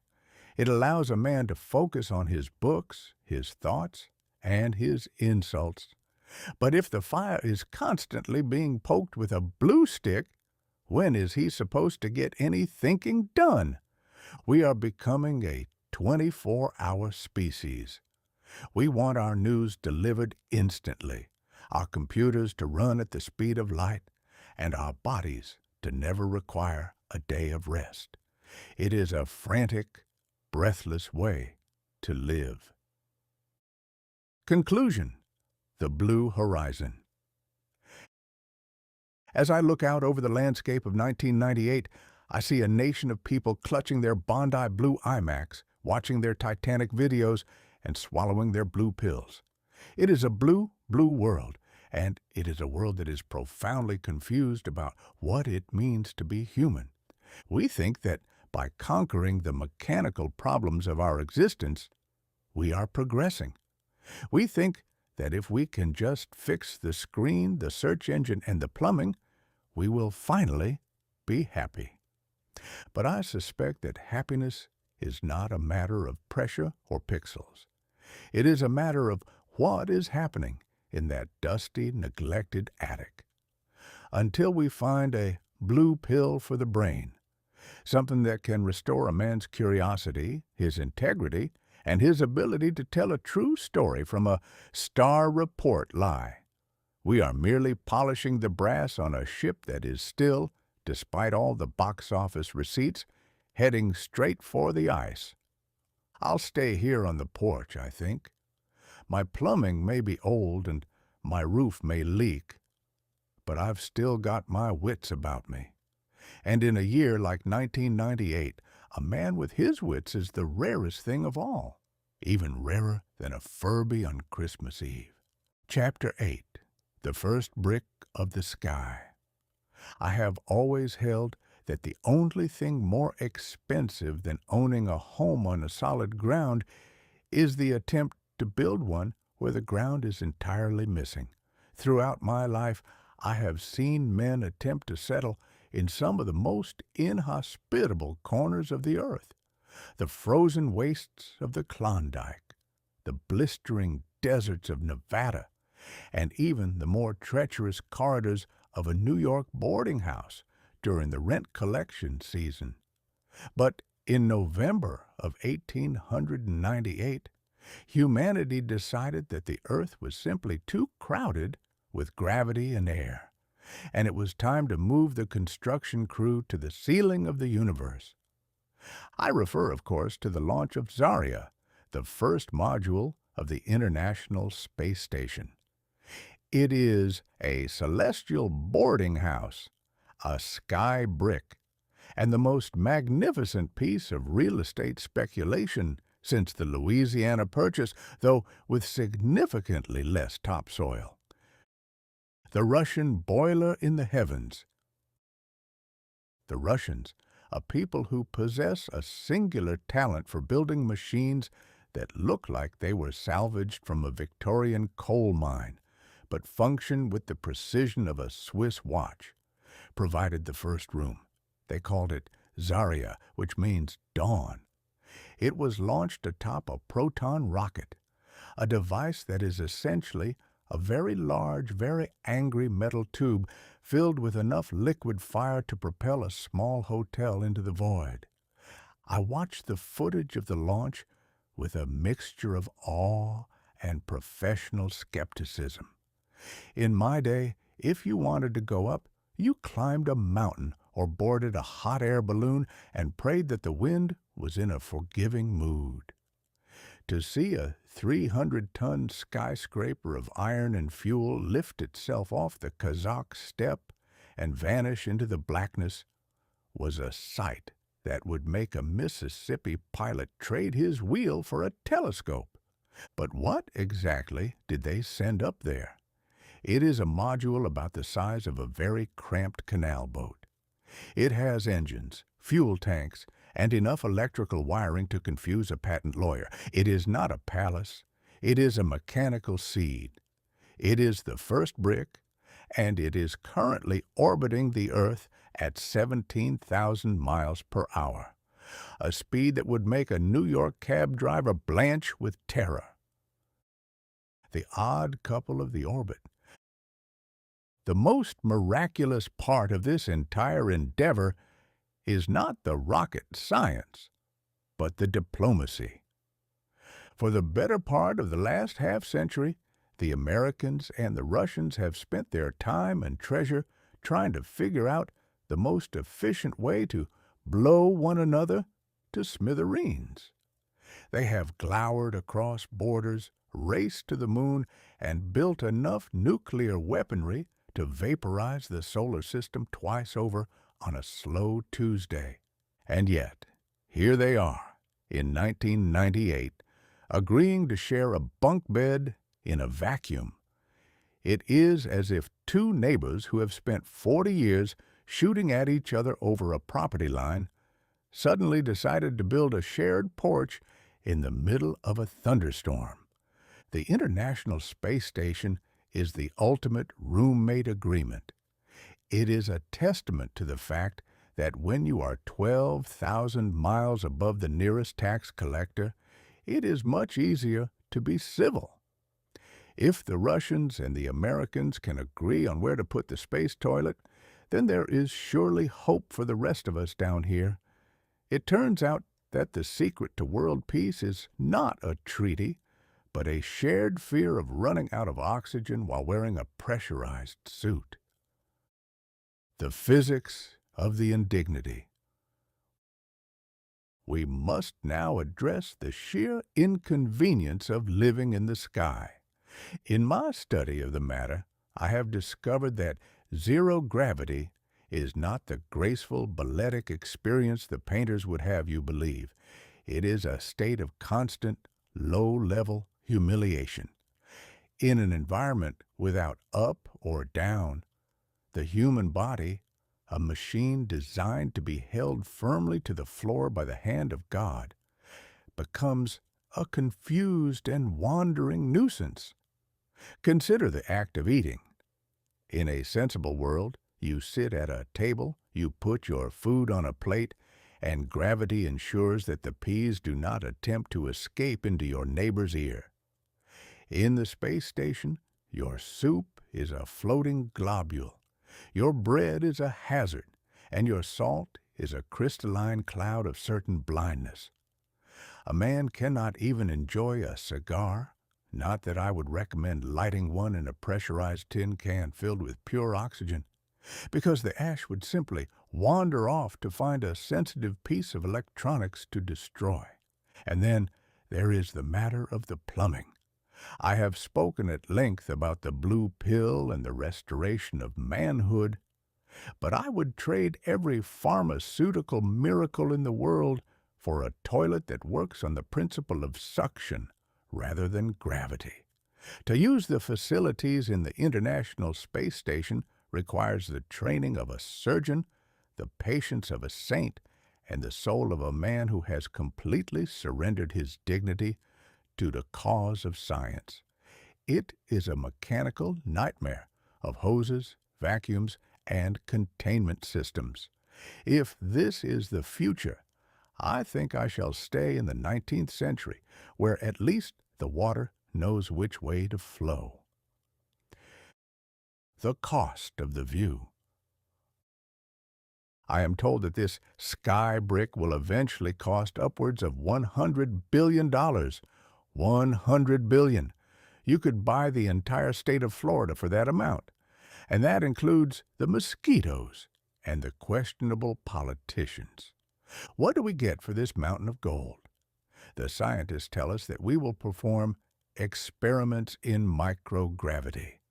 They want to see if spiders can spin webs in space, if plants will grow toward a light they can't find, and if humans can survive for long periods without the comfort of a firm mattress. I can tell you the answer to all of those for 5 cents and an afternoon's observation in my own basement. A spider will spin a web wherever there is a fly. A plant will grow toward anything that promises to keep it alive, and a human will be miserable if he cannot find his slippers in the morning. But of course, the experiments are merely the excuse. The real reason we are building the space station is for the view. Every astronaut who returns from the void tells the same story. They look down and see a world without borders. They see the blue of the oceans, the white of the clouds, and the terrifying thinness of the atmosphere. They realize that we are all living on a very small, very fragile marble that is hurtling through a very large, very dark room. It is a perspective that is apparently worth $100 billion. It is a mortal reminder that we are all on the same boat, and that the boat is currently leaking.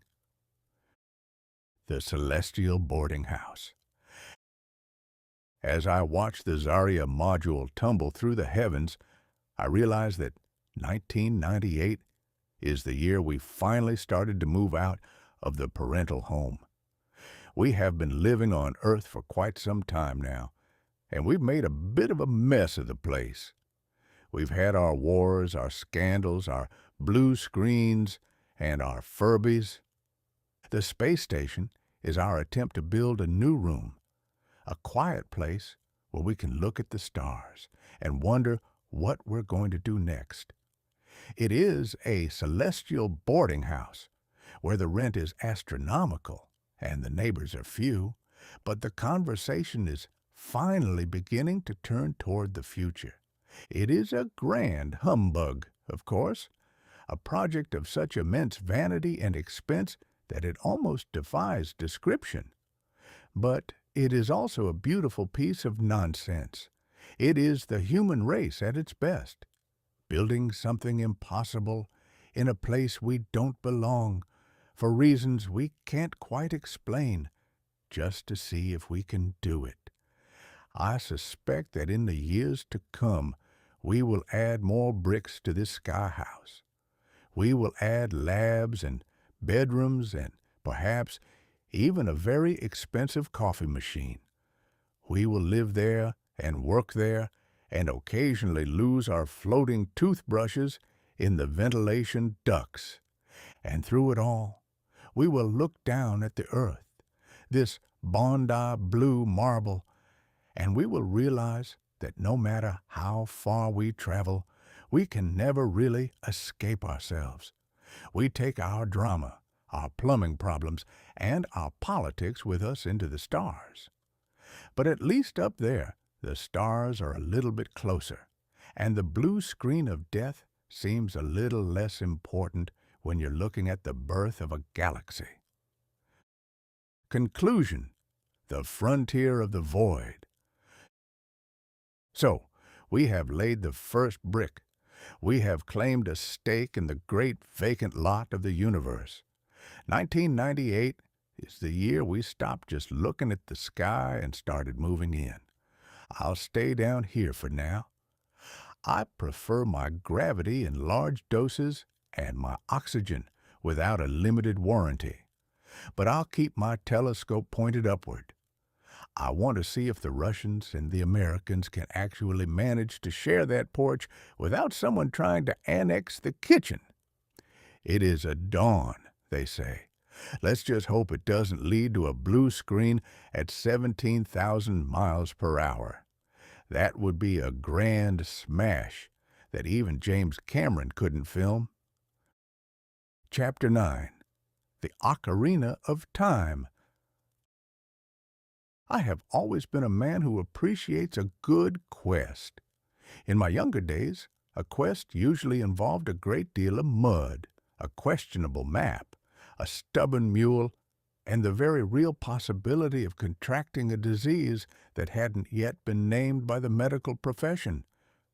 To go on an adventure was to commit oneself to the physical reality of the world, to the bite of the wind, the heat of the sun, and the sheer, exhausting labor of moving one's carcass from point A to point B. But in the autumn of 1898, I observed that the frontier has moved. It is no longer found in the vast rolling prairies of the West or the treacherous bends of the Mississippi. No, the new frontier is located inside a small gray plastic box hooked to a television set, and the pioneers are mostly 12-year-old boys in mismatched socks who haven't seen the sun in 3 days. I am speaking of the release of The Legend of Zelda: Ocarina of Time on the Nintendo 64.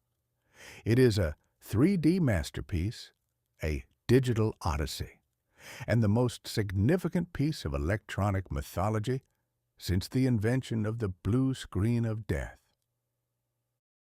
The three-headed trident of despair. Before one can enter the kingdom of Hyrule, one must first master the controller. I have spent a considerable amount of time studying this object, and I am convinced it was designed by a committee of Martians who had heard a vague description of a human hand but had never actually seen one in the flesh. It is a three-pronged affair resembling a plastic trident or a very confused fork. It has a joystick in the center, a small wobbling nub that moves with the sensitivity of a nervous hummingbird.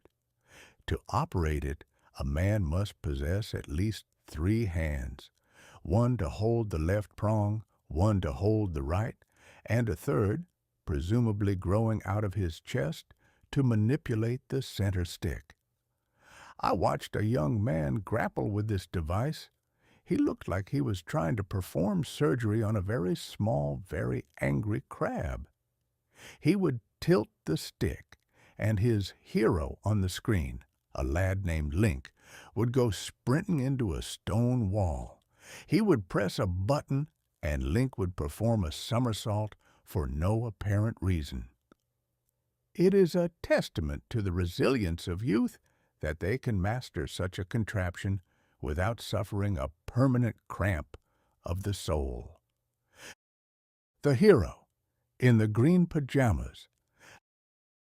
Let us discuss the hero. His name is Link, though I find this a bit of a misnomer as he never actually says anything. He is the silent protagonist. In my day, a hero was a man who could talk his way out of a hanging and into a lady's favor with a well-placed adjective. But Link merely grunts, sighs, and occasionally shouts, "Ha!" when he swings a sword. He wears a green tunic and a long floppy hat that makes him look like a very aggressive gardener. He lives in a forest with a group of children who never grow up, a concept I find deeply unsettling, as it suggests a lack of a proper tax base and a total absence of a reliable school board. Link is accompanied by a fairy named Navi. Navi is a small glowing ball of light with wings, and her primary function in the universe is to shout, "Hey, listen," every 30 seconds. I have known many people in my life who possessed a similar talent for stating the obvious at the most inconvenient times. But at least I could usually buy them a drink to shut them up. You cannot buy a drink for a digital sprite. You can only endure her persistent, high-pitched interruptions until you start to wonder if the evil sorcerer might actually have some valid points regarding the restructuring of the kingdom, the geometry of the soul. The great humbug of this game is the polygonal world. We are told that this is 3D reality. In my century, reality was made of curves, shadows, and the occasional splinter. In the world of Nintendo 64, reality is made of polygons, flat, angular shards of colored glass stitched together by a machine that can perform several million calculations a second but still can't figure out how to render a convincing nose. The mountains are triangles, the houses are cubes, the people have elbows that could take your eye out. And yet, the human brain is a marvelous and gullible thing. After 10 minutes of staring at these glowing shapes, you forget that you are looking at a mathematical equation and start to believe that you are actually standing in a field of grass. I watched the sun set in the Hyrule field. It was a magnificent display of orange and purple pixels. The music changed. The crickets began to chirp, digitally, of course, and for a moment I felt a genuine sense of peace. Then a giant skeletal hand rose out of the ground and tried to strangle the hero, and I was reminded that in the digital frontier, peace is merely a lull between catastrophes. The musical time machine. The central conceit of the game involves a ceramic flute called the ocarina. By playing specific melodies, the hero can warp across the land, change the weather, or summon a horse. But the most prodigious trick of the ocarina is its ability to move the hero through time. Link plays a song, pulls a sword out of a stone, a bit of plagiarism from the King Arthur fellows, but I'll let it slide. And suddenly, he is 7 years older. He wakes up to find that the world has gone to rack and ruin. The evil King Ganondorf has taken over, the town is filled with zombies, and everyone is generally having a very poor time of it. It is the Rip Van Winkle story, but with better lighting and a more urgent to-do list. I find this to be a very accurate representation of the human experience. You spend your youth running around in green pajamas, playing with fairies and chasing chickens, and then you pull the sword, which I assume is a metaphor for getting a job or getting married, and suddenly you're 7 years older. The world is a mess, and you're expected to save everything with a piece of enchanted wood and a shield you bought from a man in a hole. The quest for the gold. The quest itself is a series of dungeons. To a sensible man, a dungeon is a place you try to stay out of. In 1998, a dungeon is a place you pay $60 to enter. Inside these dungeons, you must solve puzzles. A puzzle usually involves pushing a heavy block onto a switch or lighting a torch with a flaming arrow. I have seen men who couldn't figure out how to open a window in their own parlor spend 4 hours trying to figure out the water level mechanics of the water temple. It is a curious form of labor. It produces nothing. It doesn't build a house, it doesn't plow a field, and it doesn't settle a debt. And yet, the gamer, a word that sounds like a person with a very specific and incurable nervous disorder, will pursue these goals with a ferocity that would be better served in the pursuit of a university degree or a clean pair of trousers. They are looking for gold school tulas and heart pieces. They are trying to 100% the world. It is the Gilded Age of completionism. We are no longer content to simply experience a story. We must conquer it. We must collect every digital trinket and find every secret cave as if we are afraid that if we leave a single pixel unturned, we will have failed in our duty as heroes. The irony of the glowing box. As I sit here, watching the glowing screen, I realize that the ocarina of time is the ultimate portal. It is the culmination of everything we've seen in 1998. It has the complex graphics of the iMac, the data mining spirit of Google, the mechanical friendship of the Furby, and the grand tragedy of the Titanic. It is a world where you can be anyone, go anywhere, and do anything, provided anything involves hitting a pig monster with a hammer. We are building these magnificent imaginary kingdoms while our own world is currently occupied by a blue screen of death and a star report.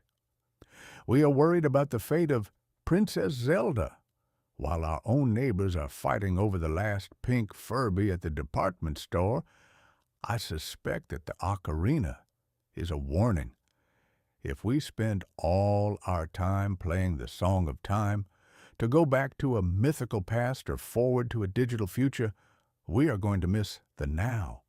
And now, in 1998, is a very interesting place, even if it doesn't have as many secret caves as Hyrule. Conclusion: the hero's return. Eventually, the young man finished his quest. He defeated the pig monster, saved the princess, and watched the credits roll over a digital sunset. He looked triumphant. He looked like a man who had conquered a continent. Then his mother called him for dinner, and he had to go back to being a boy who hadn't done his algebra. That is the tragedy of the digital hero. You can be the king of the world for 3 hours, but the blue screen of reality is always waiting for you. I think I'll stick to my own quest. I'm trying to figure out how to get this Bondi Blue computer to stop telling me I'm a fictional character. It's a puzzle more difficult than anything in the water temple, and unfortunately, I don't have a fairy to tell me what to do. Navi, if you're listening, shut up. I'm trying to think. Chapter 10. The Reality of the Shrapnel. I have observed that the human race possesses a truly remarkable, almost athletic capacity for forgetting the very things it ought to remember most vividly. We treat our history like an old suit of clothes. We store it in a cedar chest, let the moths of indifference nibble at the seams, and only pull it out once a year to see if the trousers still fit during a parade. However, in the summer of 1898, a gentleman named Steven Spielberg decided to drag the entire world back to the year 1944, not with a gentle reminder, but by grabbing us by the scruff of our collective necks and shoving our faces into the red-hot sand of Omaha Beach. The film was called Saving Private Ryan. It was ostensibly a motion picture entertainment, though I find the word entertainment to be a rather flexible term when it involves watching 3,000 young men being systematically disassembled by German engineering in the first 20 minutes. The bioscope of the damned. In my day, the magic lantern shows were considered a marvel if the operator managed to slide a glass plate across the light without catching his thumb in the machinery. We thought we were sophisticated because we could see a grainy, flickering image of a train pulling into a station, a sight so terrifying to the uninitiated that ladies would occasionally faint and men would reach for their canes to defend themselves. But the cinema of 1998 is a different beast entirely. It is a sensory assault. I sat in a darkened theater, flanked by people clutching buckets of buttered corn pulp, and for 27 minutes I forgot that I was a ghost in a machine. I forgot about the Bondi Blue computers in the Furbies. I was convinced, with the absolute certainty of a man about to meet his maker, that a piece of jagged iron was about to whistle through the screen and remove my mustache. Mr. Spielberg has mastered a trick of digital realism that is nothing short of a miracle or a curse. He used cameras that shook as if the man holding them were suffering from a terminal case of the egg. He desaturated the colors until the world looked like a bruised tintype. But it was the sound that truly did the business. In 1898, sound is something that happens in the room. In 1998, sound is a physical object that hits you in the chest. The whiz of the bullets and the thud of the mortar rounds were so precise that I found myself checking my own waistcoat for holes. The bureaucracy of sentiment. Once the carnage of the beach had subsided, leaving the audience feeling as though they had been put through a heavy-duty laundry mangle, we were introduced to the plot. It is a grand piece of bureaucratic sentimentality. The premise is this: 3 brothers of a family named Ryan have been killed in action. A 4th brother, James Francis Ryan, is currently missing somewhere in the hedgerows of France. A general in Washington, moved by a letter from Abraham Lincoln, a man who knew a thing or two about the cost of a family sacrifice, decides that this 4th Ryan must be saved and sent home to his mother. To accomplish this act of mercy, the Army dispatches a squad of 8 men, led by Captain Miller, played by Tom Hanks, to find one man in the middle of a continental-scale riot.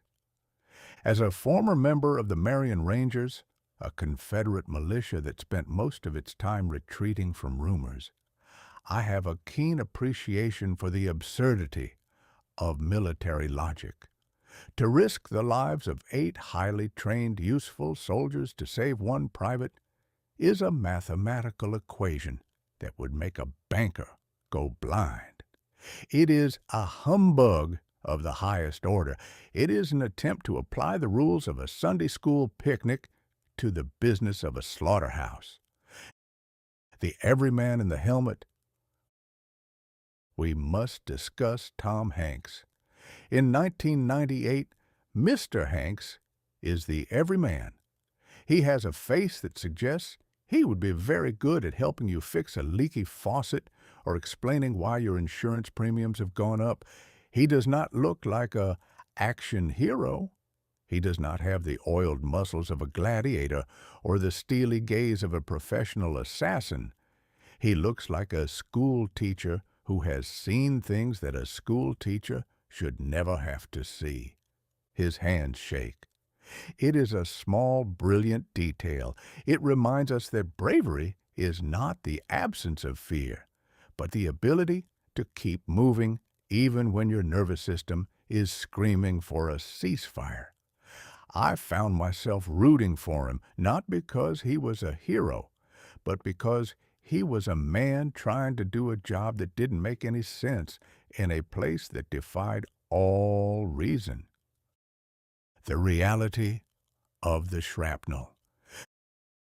The film's greatest achievement and its most disturbing gift is what I call the reality of the shrapnel. We live in a digital age where everything is becoming smooth, clean, and Bondi blue. We have our search engines to give us answers and our blue pills to give us vitality. We are becoming a people of pixels.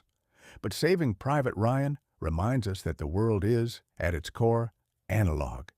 It is made of dirt, blood, bone, and iron. When a man is hit by a bullet in a Spielberg film, he does not fall over gracefully like a stage actor. He comes apart. He cries for his mother. He looks at his own entrails with the confused curiosity of a man looking at a broken watch. It is a brutal, unvarnished honesty that mocks the glorious war narratives of my own century. I sat there thinking of the young boys I knew who went off to the Civil War. We gave them flags and songs and told them they were going on a grand adventure. We didn't tell them about the gangrene. We didn't tell them about the smell of a field after the sun has been beating down on it for 3 days. Saving Private Ryan told the truth 50 years after the fact, and it did so with such terrifying clarity that it made the digital frontier of 1998 look like a nursery. The Earn This Dilemma. At the end of the film, and I apologize if I am spoiling a 50-year-old history lesson, the captain lies dying on a bridge. He pulls the saved Private Ryan close and whispers 2 words, "Earn this." It is the most heavy, terrifying, and Twain-ian command ever uttered on a screen. He is telling the boy that his life has been bought with the blood of 8 better men, and that he now carries a debt that can never, ever be repaid. How does one earn the life of a man who died for you? Do you have to become a saint? Do you have to invent a cure for a disease? Or is it enough to simply live a good life? To raise a family, pay your taxes, and not be an ass? I watched the audience leave the theater. They were silent. The popcorn buckets were empty, but the entertainment had left a bitter taste. They were looking at their feet, perhaps wondering if they had earned the air they were breathing. It was a rare moment of national introspection. For a few minutes, the glazed age was cracked open, and people were forced to look at the bill for their freedom. Conclusion: the memory of the analog. 1998 is a year of portals. We are looking forward into the glowing blue void of the new millennium. We are obsessed with the virtual, but Saving Private Ryan is an anchor. It tethers us to the real. It is a curious paradox. We use the most advanced digital technology, the computers, the sound mixing, the special effects, to make us remember the analog horrors of the past. We use the new to sanctify the old. I suspect that as we move further into this glitchy century, we will need more films like this.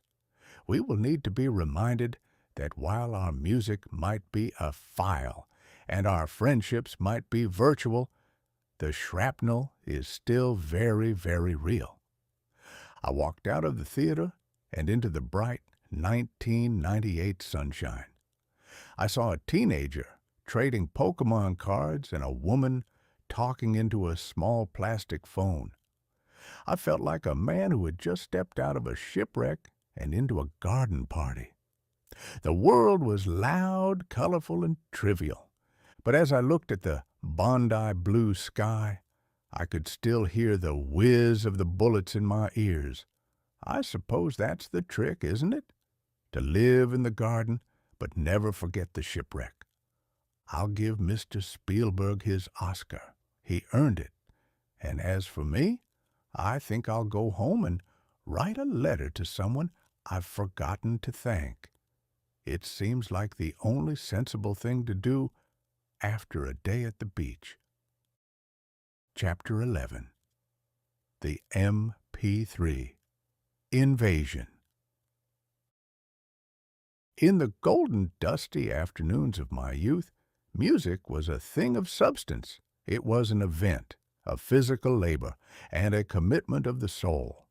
If you wished to hear a melody, you either had to produce it yourself, at the risk of social ostracization, or you had to travel to a place where a group of perspiring Germans were wrestling with brass horns and catgut strings. Even the phonograph, that miraculous talking machine of Mr. Edison's, was a heavy, dignified affair. It required a brass needle the size of a carpenter's nail and a wax cylinder that possessed the fragility of a jilted lover's ego. Music had weight. It had a scent of ozone and machinery. It lived in the room with you, vibrating the very floorboards and demanding your undivided attention.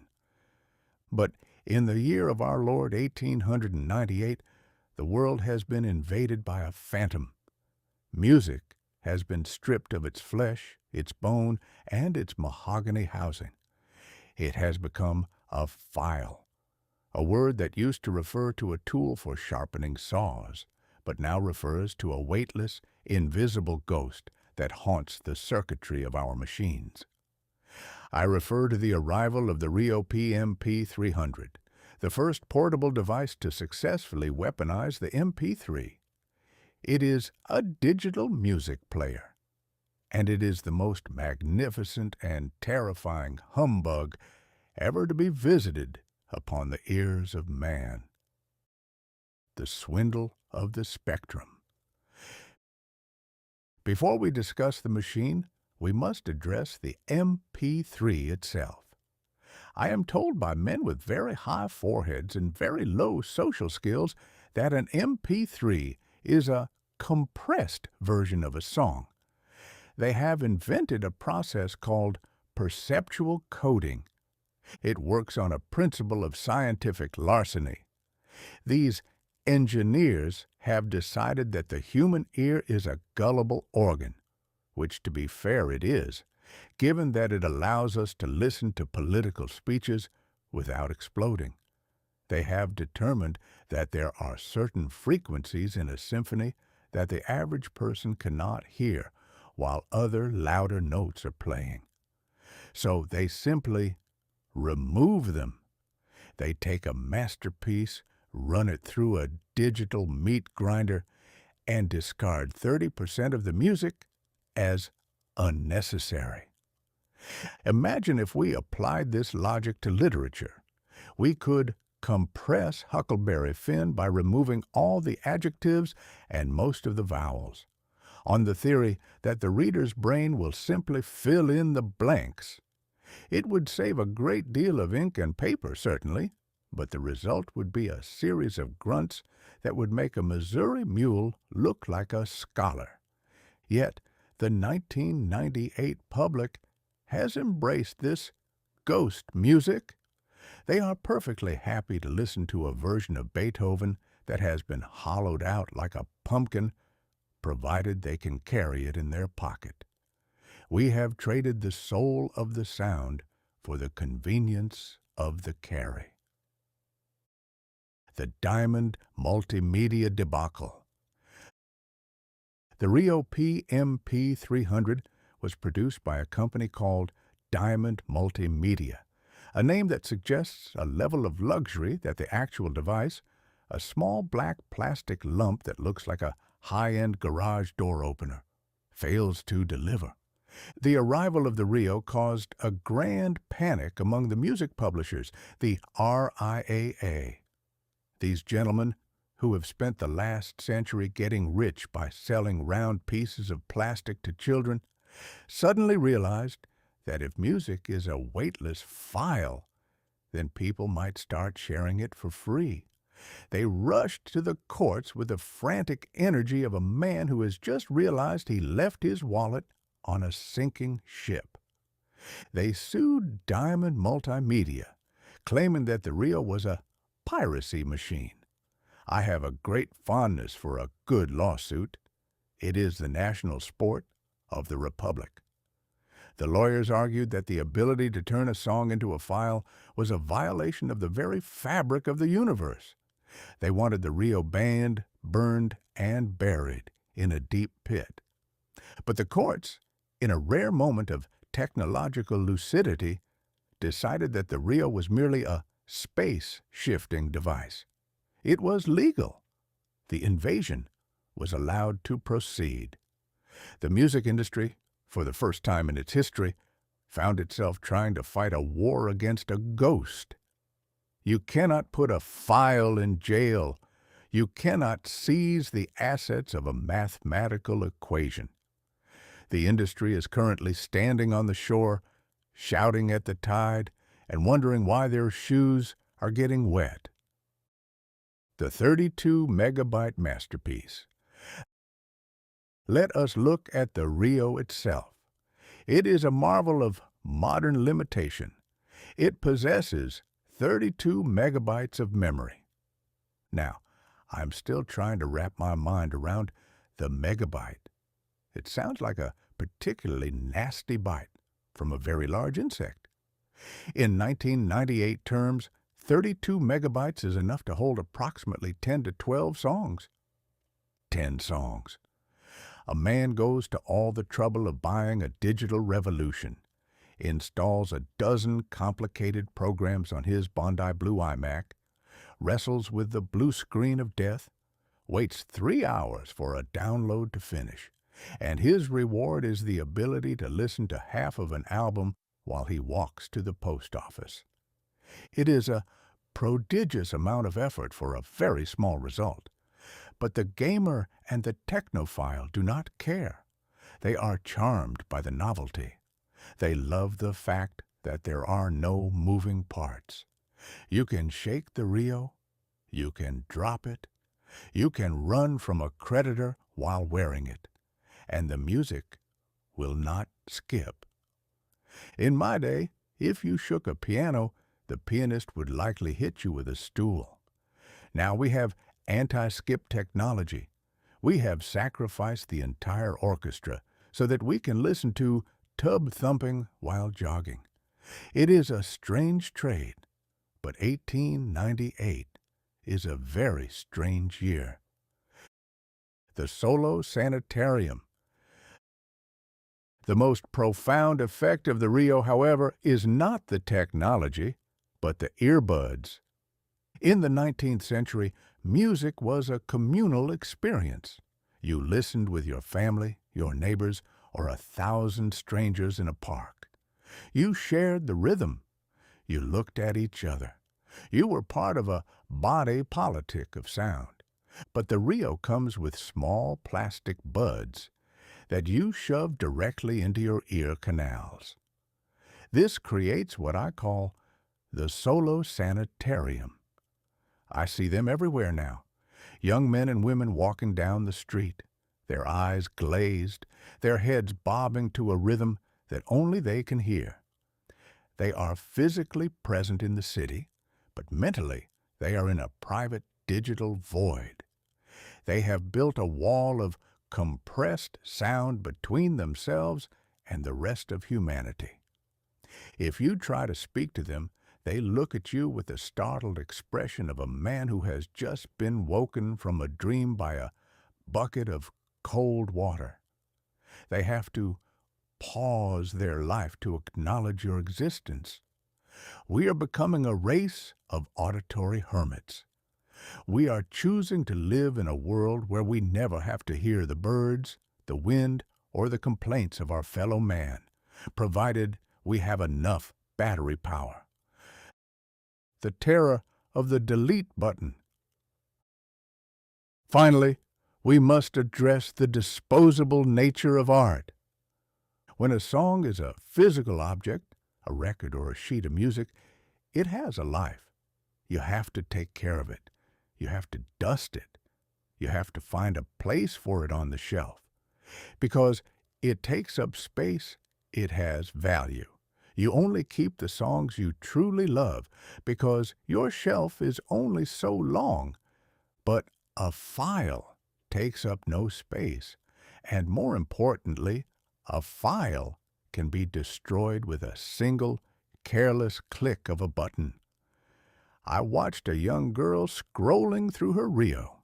She listened to 5 seconds of a beautiful melody, made a face as if she had smelled a bad egg, and hit delete. Poof! The song was gone. Not just put away, but annihilated, erased from existence. It was a casual execution of a piece of human creativity. In 1998, we are learning to treat art like a used napkin. If we don't like the first 3 notes, we throw it away. We are losing the ability to listen. We are becoming consumers of content, a phrase that makes me want to go back to the river and never return. Content is what you put in a sausage. It is not what you call a symphony. The MP3 invasion has made music cheap. It has made it abundant. It has made it weightless. And in doing so, I fear it has made it trivial. Conclusion: the ghost in the pocket. As I sit here watching the little green screen of the Rio PMP 300 glow in the dark, I realize that the portal of 1998 has claimed another victim, the shared experience. We have our Google to find our own truths, our IMAX to display our own colors, and now our Rio to provide our own private soundtrack. We are moving into the new millennium as a collection of isolated islands, each one humming a different, compressed tune. It is a revolution, certainly. It is brilliant, it is convenient, and it is entirely modern. But as for me, I think I'll go find a real piano. I want to hear a note that hasn't been perceptually coded by a scientist in a lab. I want to hear the wood creak and the hammers strike. I want a song that has the decency to take up a little bit of room in the world. Because if the music doesn't weigh anything, how are we supposed to feel the burden of the beauty? Chapter 12. The France 98. Fervor. I have often noted that the human race is never so unified as when it is collectively losing its mind over a trifle.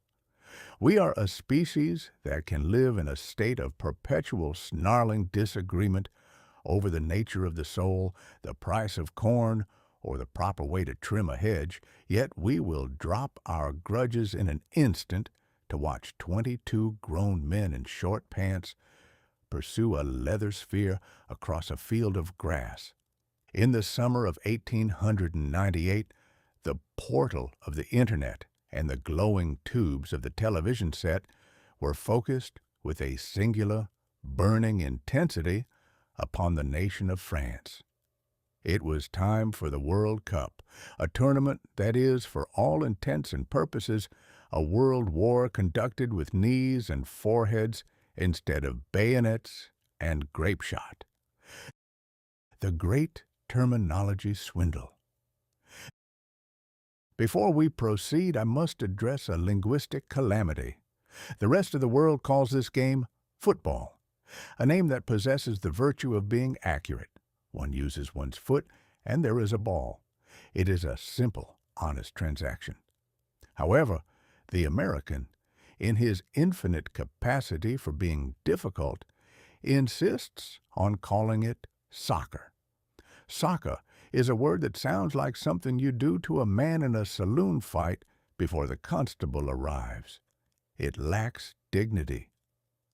Meanwhile, the American reserves the word football for a game where the players primarily use their hands, carry an object that is not a ball, but a prolate spheroid, and spend 3 hours standing around in committee meetings, interrupted by 10 seconds of communal collision. But in 1998, the American was forced to pay attention to the genuine article. For 1 month, the tribalism of the ball took hold, and I sat in a parlor watching the proceedings with the weary fascination of a man watching a very slow, very expensive clock. The philosophy of the near miss. I have tried to understand the appeal of this game. In my day, a sport was expected to produce a result. If you race horses, one horse eventually wins. If you have a prize fight, one man eventually loses consciousness. But soccer is a 90-minute exercise in near misses. It is a game of exquisite frustration. The players run miles upon miles, performing feats of athletic grace that would make a ballet dancer weep with envy, all for the purpose of kicking a ball into a giant net that is guarded by a man who is permitted to use his hands, the only sensible person on the field. And the score. I have seen matches end in a 0-0 tie after 2 hours of labor. In any other walk of life, this would be considered a failure. If a writer produces 0 words, he is unemployed. If a builder produces 0 houses, he is a vagrant. But in the World Cup, a 0-0 draw is treated as a profound tactical masterpiece, a chess match on grass. I watched a game where a man missed the net by an inch after a 40-yard run. The crowd of 80,000 people let out a collective groan that sounded like the earth itself was suffering from a fit of indigestion. They called it a brilliant chance. To me, it looked like a man failing to hit a barn door from the inside, but in 1998, we have learned to celebrate the attempt as much as the achievement. It is the participation trophy of the global spirit. The host and the humbug. The host of this spectacle was France, a nation that has spent the last 1,000 years perfecting the art of the sophisticated shrug. Before the tournament began, the French were in a state of characteristic disarray. There were strikes, there were protests, there were intellectual debates in cafes about whether a ball was a symbol of bourgeois oppression. The French national team, known as Les Bleus, more blue, was viewed by the Parisian press with a skepticism so cold it could have preserved a sideshow ham for a decade. They said the team was too young. They said the coach, a man named Aimé Jacquet, had the tactical imagination of a turnip. They said the country was too divided by race and politics to ever support a unified squad. The French, you see, are never happier than when they are certain that everything is about to go horribly wrong. It is their national comfort. The miracle of the Black Blanc Beurre. But then the winning began, and as the French team advanced, a humbug of magnificent proportions began to take hold. The squad was a reflection of the modern world, a mixture of players with roots in Africa, the Caribbean, and the Arab world, as well as the old provinces of France. They called it the Black Blanc Beurre, black-white Arab team. Suddenly, the politicians who had spent years arguing about immigration were seen wearing Bondi blue jerseys and waving the tricolor. The people who had been striking for better wages were now hugging strangers in the street. It was the industrialization of unity. I observed this with a cynical eye. Can a leather sphere truly fix a century of colonial baggage? Can a goal provide a permanent solution to the complexities of human prejudice? Of course not. But for 90 minutes at a time, it provided the illusion of a solution. And in 1998, the illusion is often more popular than the reality. We love a feel-good story, especially when it involves a scoreboard. The hero with the balding crown. The centerpiece of this drama was a man named Zinedine Zidane. Zidane is a man who possesses the grace of a panther and the hairline of a middle-aged history professor. He is a boor from Marseille, a man of few words and prodigious talent. He moves as if the ball is tethered to his boot by an invisible thread of destiny. In the final match, France faced Brazil. Now, Brazil is the Gilded team of the soccer world. They wear yellow, they play with the joy of children, and they possess a young man named Ronaldo, who was, at the time, considered the king of the world. Move over, James Cameron. But on that night in July, the king was unwell, and the professor took over. Zidane did something I found particularly witty. He scored 2 goals with his head. Think of the irony. The head is the seat of philosophy. The home of the Star Report lies, and the place where we house our Y2K anxieties. To use it to bash a ball into a net is the ultimate triumph of the physical over the intellectual. Zidane didn't think the ball into the goal, he simply nutted it in. France won 3-0. The Gilded Brazilians were humbled, and the blue Frenchmen were suddenly the masters of the universe. The Champs-Élysées apocalypse. What followed was a scene that would have made the French Revolution look like a quiet afternoon tea party. 1 million people descended upon the Champs-Élysées. They weren't there to overthrow a king or demand bread. They were there to shout the name of a man from Marseille and drink an ocean of wine. I watched the footage, another marvel of the portal, and saw a sea of humanity that stretched as far as the camera could see. The Arc de Triomphe, a monument built to honor the victories of Napoleon, was illuminated with the face of Zidane. Napoleon, a man who conquered half of Europe with cannons and cavalry, was replaced by a lad who was very good at jumping. It was the final victory of entertainment over empire. For one night, France was won. There were no strikes, no scandals, and no cynicism. There was only the fervor.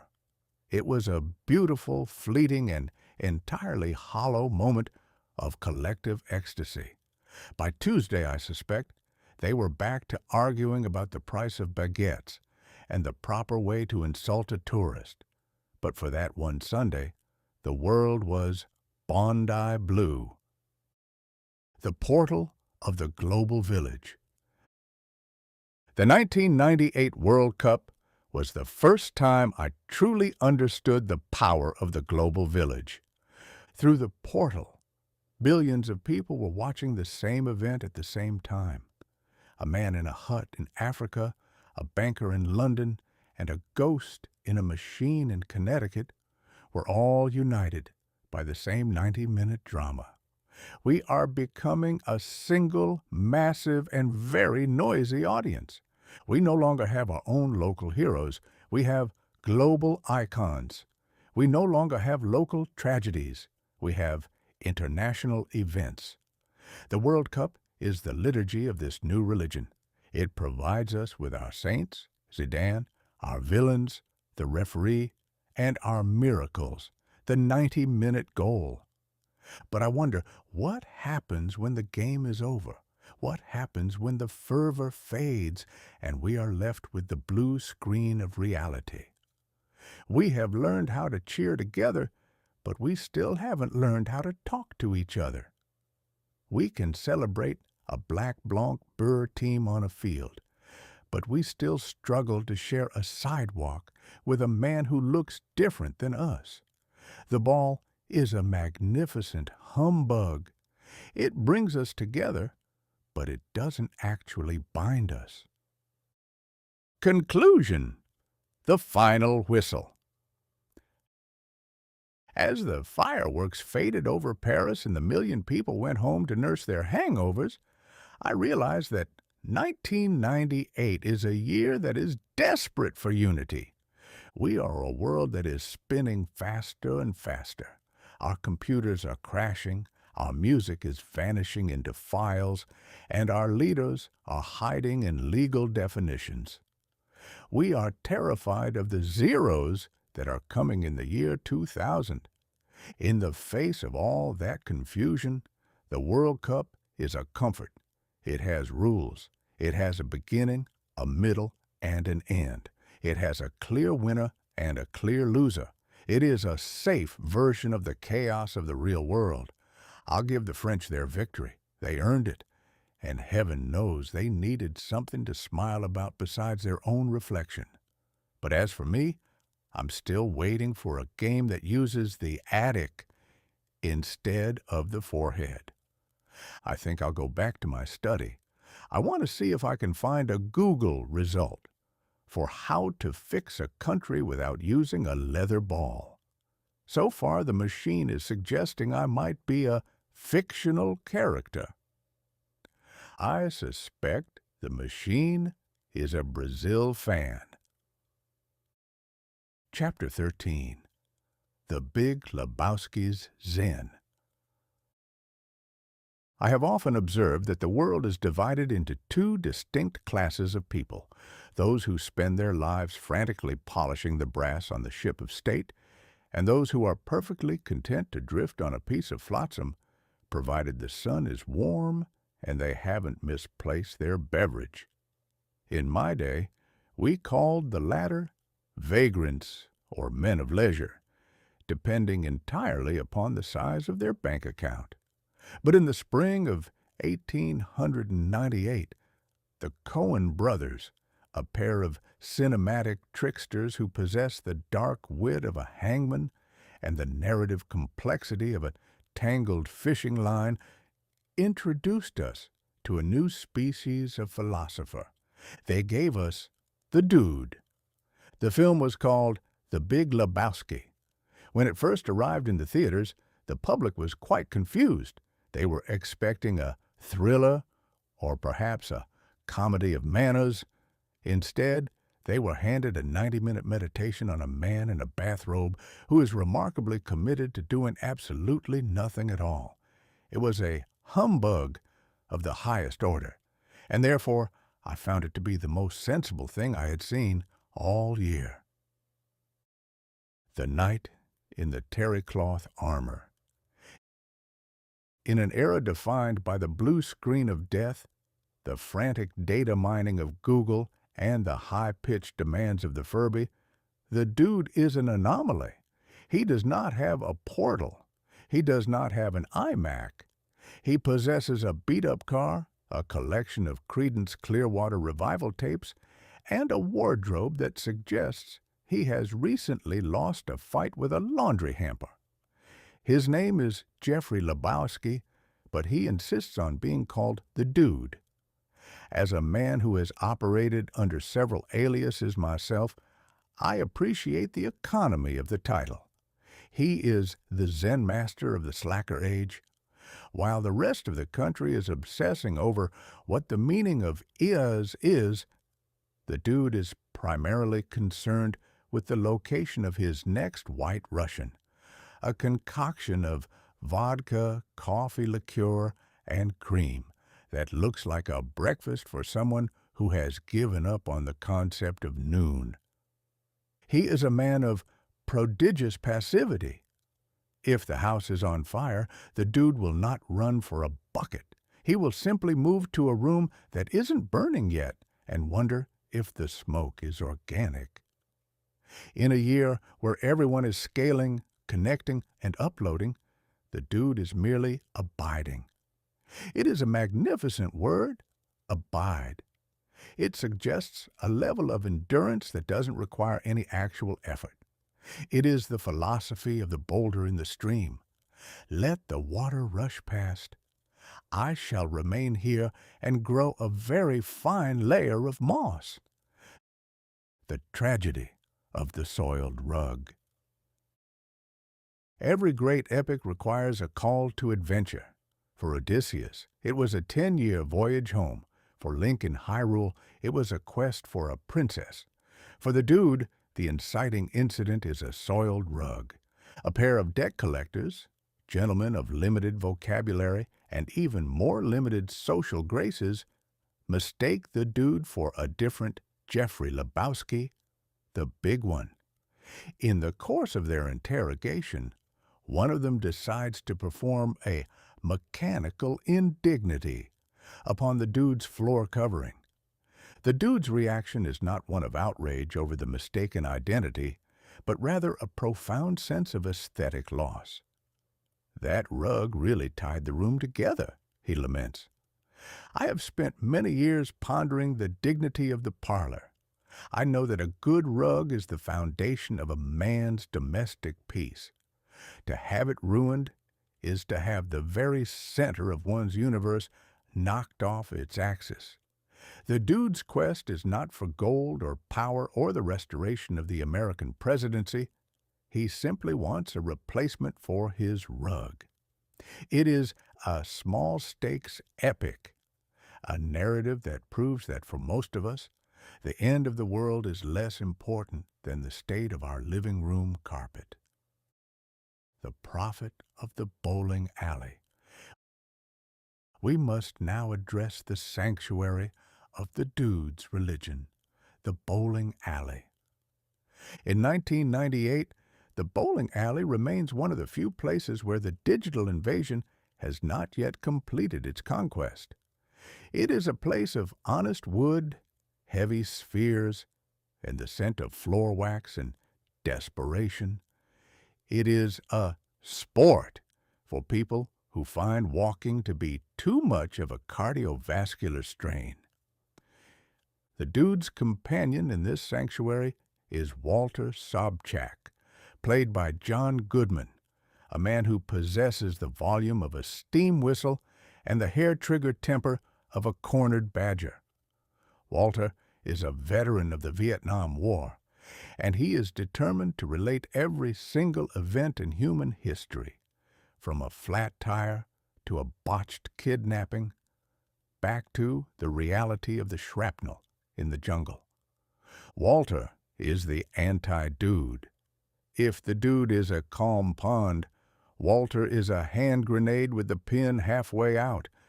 He is the man who brings a loaded pistol to a league game because a fellow bowler's foot slipped over the line.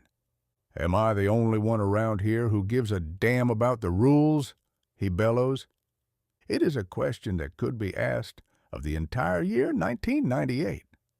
In a world of star reports and Y2K anxieties, we are all Walter Sobchak, shouting about the rules while the world is busy ignoring us. We are obsessed with the line. We are terrified of the foul.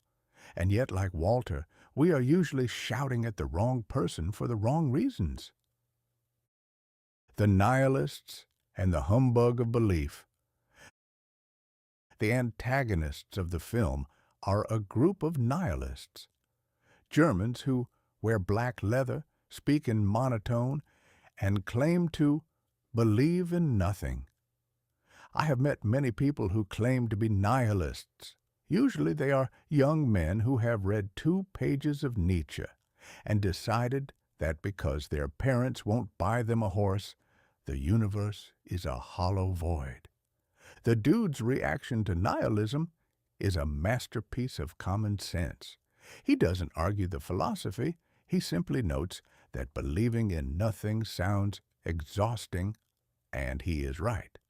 To truly believe in nothing requires a constant, vigilant effort to ignore the beauty of a sunset or the taste of a good sandwich. The nihilists in the film are, of course, humbugs. They claim to believe in nothing, yet they are very concerned about getting their hands on $1 million in ransom money. It turns out that even the most dedicated void worshipper still has a healthy respect for the purchasing power of the American dollar. It is the ultimate 1990s irony. Even our revolutionaries are just looking for a better content package. The Jesus and the spectacle. I would be remiss if I did not mention the Jesus. In a brief but prodigious appearance, John Turturro plays a rival bowler named Jesus Quintana. He wears a purple jumpsuit, possesses a fingernail that should be registered as a lethal weapon, and performs a ritual involving a bowling ball that I cannot adequately describe in a family-oriented history without the use of several euphemisms. The Jesus is the performance of the 90s. He is all style, all flair, and all Bondi blue brilliance, covering a man who is, by all accounts, a total scoundrel. He is the special effect of the bowling alley. He reminds us that in the glazed age, how you throw the ball is often more important than whether you actually hit the pins. The Zen of the Drifter. As the film wanders through its convoluted plot involving a missing toe, a private eye in a Volkswagen Beetle, and a Big Lebowski who is actually a fraud, the dude remains unchanged. He is the eye of the hurricane. At the end of the story, nothing is truly resolved. The rug is not replaced. The money is gone. The Big Lebowski is humiliated.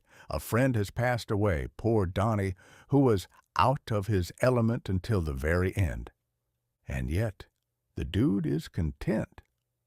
He is back at the bowling alley, sipping his White Russian and preparing for the next league game. The dude abides, the narrator tells us. I find this to be a profoundly hopeful message for the end of the century.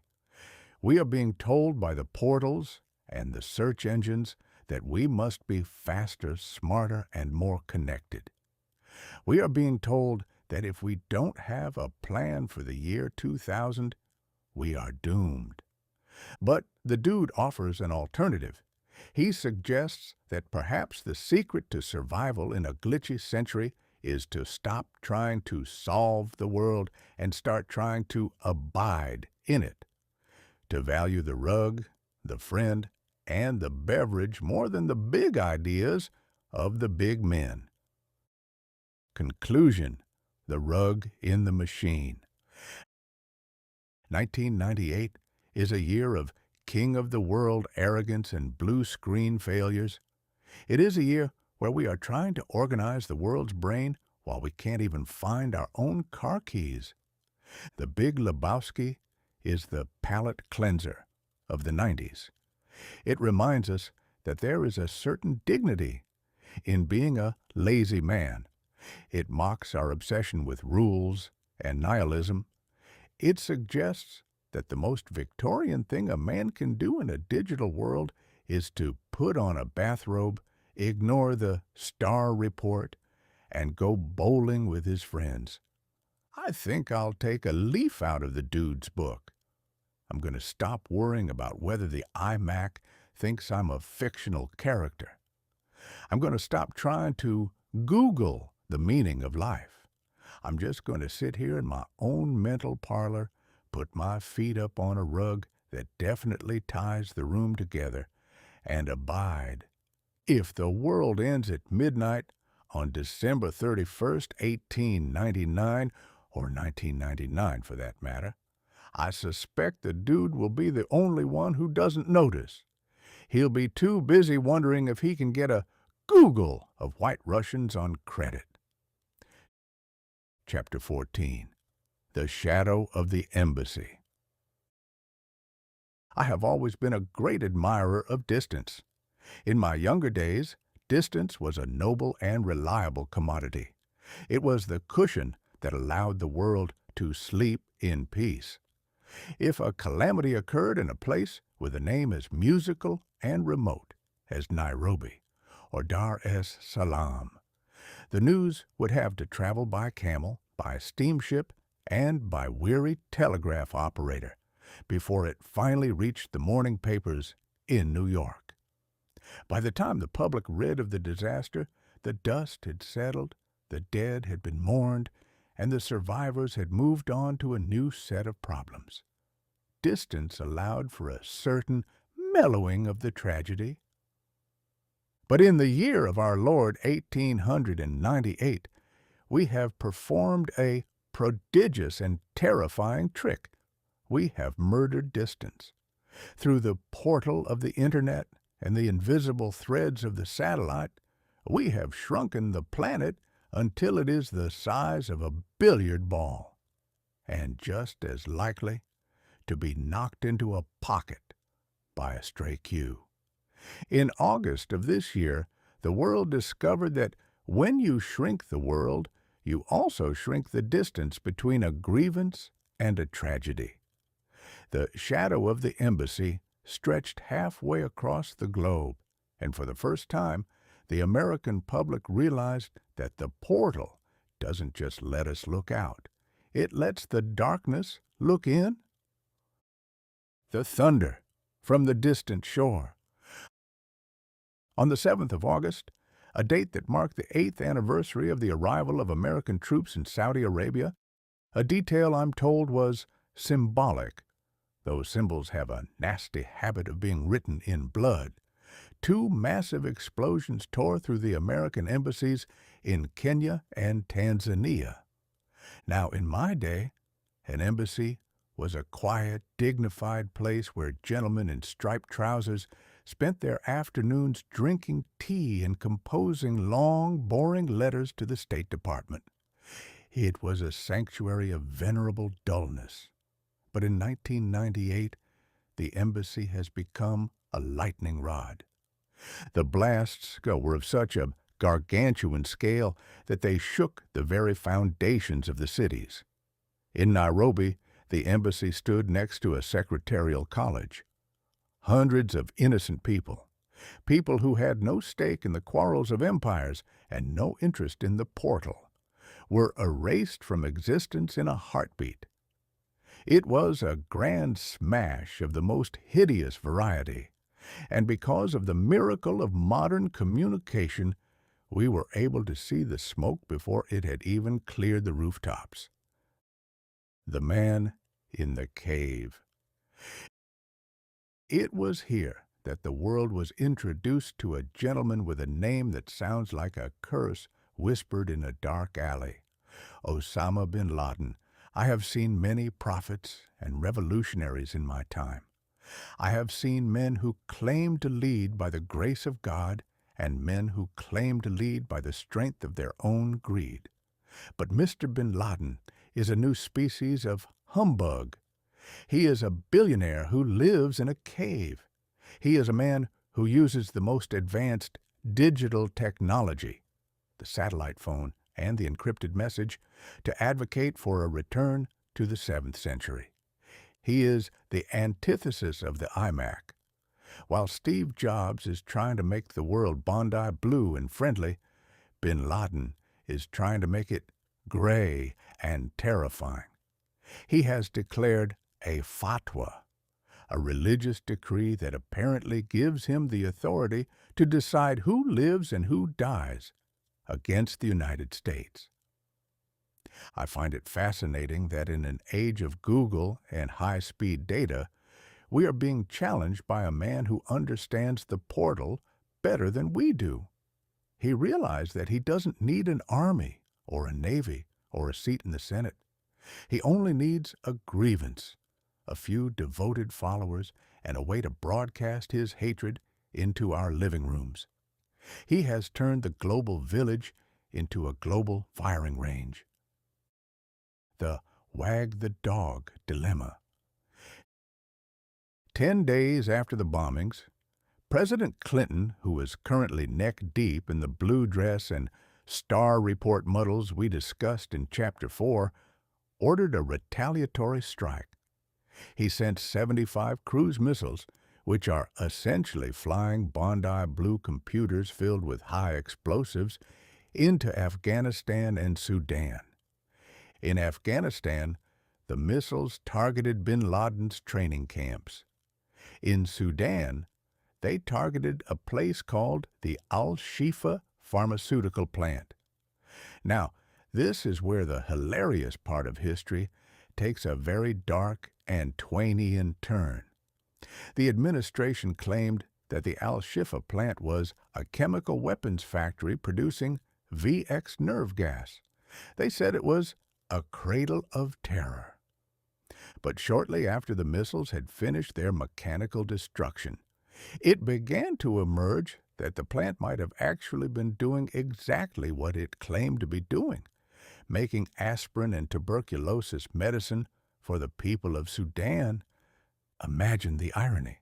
We spent $20 million on smart missiles to destroy a building that produces headache pills.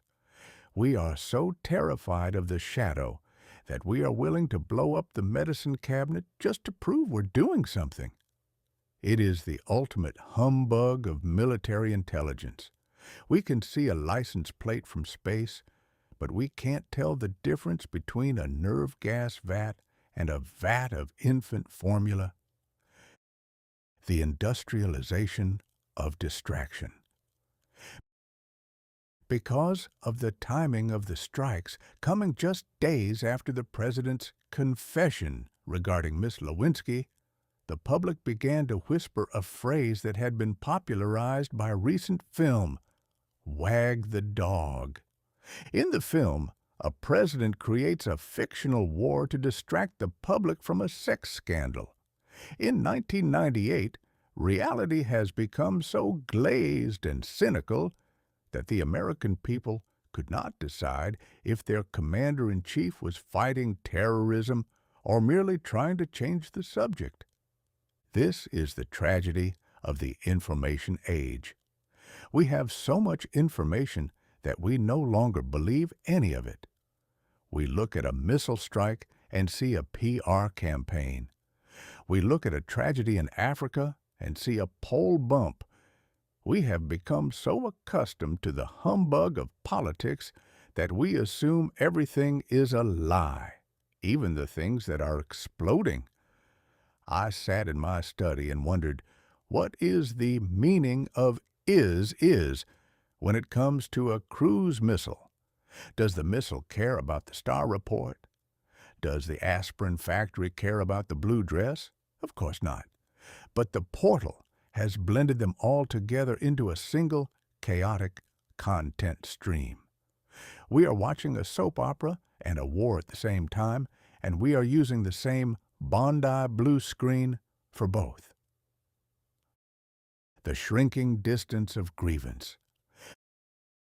What the embassy bombings truly revealed is that the long reach of the shadow is no longer a metaphor. In my day, if you offended a man in a distant land, it would take him a lifetime to find you and exact his revenge. Today, he can find your address on Google, watch your habits on a webcam, and send his grievance to your doorstep via a file or a delivery. We are building a world where we are all neighbors, but we are neighbors who don't like each other and have very high fences. The portal has removed the walls of the house, but it hasn't removed the prejudices of the heart. We are connected, yes, but we are connected in our anger and our suspicion. The shadow is the realization that the world is no longer out there. It is in here. It is in our computers, our music players, and our morning news. We cannot escape the consequences of our actions by simply sailing away to a new continent. There are no more new continents. There is only the global village, and it turns out the village has a very long memory and a very short fuse. The comfort of the Furby. I find it telling that while the embassies were burning and the missiles were flying, the primary concern of the American consumer was still the Furby. We are a species that uses triviality as a shield. We would rather argue about the Furbish language or the ocarina of time than contemplate the fact that we are in a struggle with a man in a cave who wants to blow up our medicine factories. We use the digital toys to drown out the analog shrapnel. But the Furby is blinking and the shadow is growing. 1998 is the year the portal began to show us things we didn't want to see. It showed us that our king of the world arrogance has a price, and that the price is often paid by people who don't even own a computer. Conclusion: the midnight of the century. As the smoke cleared from Nairobi and the wag the dog theories continued to swirl, I realized that we are entering a new and glitchy era of human conflict. It is no longer a matter of frontier justice or steamship diplomacy. It is a matter of shadows. It is a war of images, of files, and of beliefs. It is a war where the blue screen of death might be the least of our worries. I'll keep my eyes on the portal, but I'll also keep an eye on the door.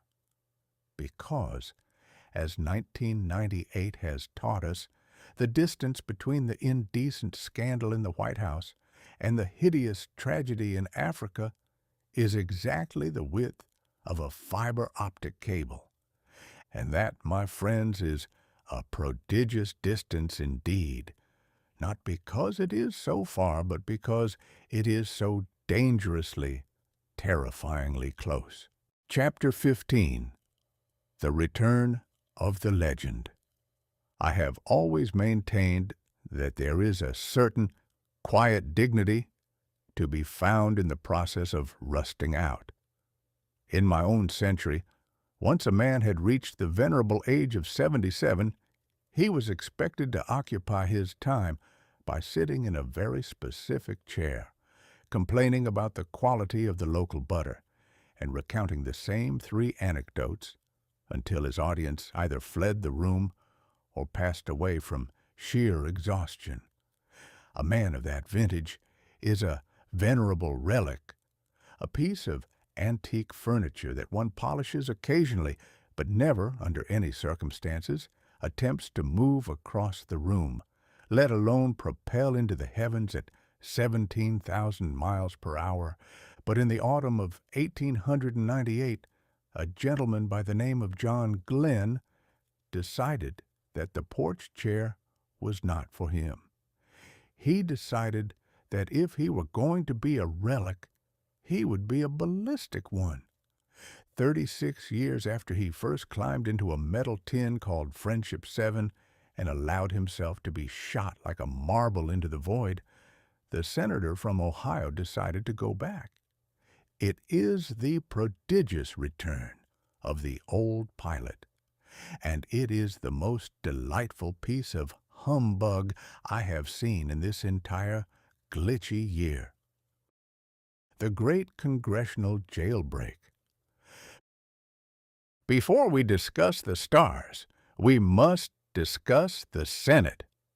For many years, John Glenn has been a member of the United States Senate, a place that possesses the architectural majesty of a Greek temple and the forward-thinking momentum of a glacier in a deep freeze.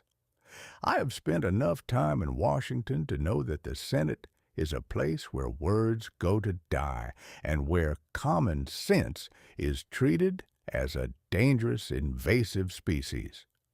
It is a world of committees, subcommittees, and the constant rhythmic chanting of men who are trying to explain why they haven't done what they promised to do 3 years ago. I suspect that Mr. Glenn's desire to return to space had very little to do with scientific discovery and everything to do with a desperate, soul-deep need to get away from his colleagues.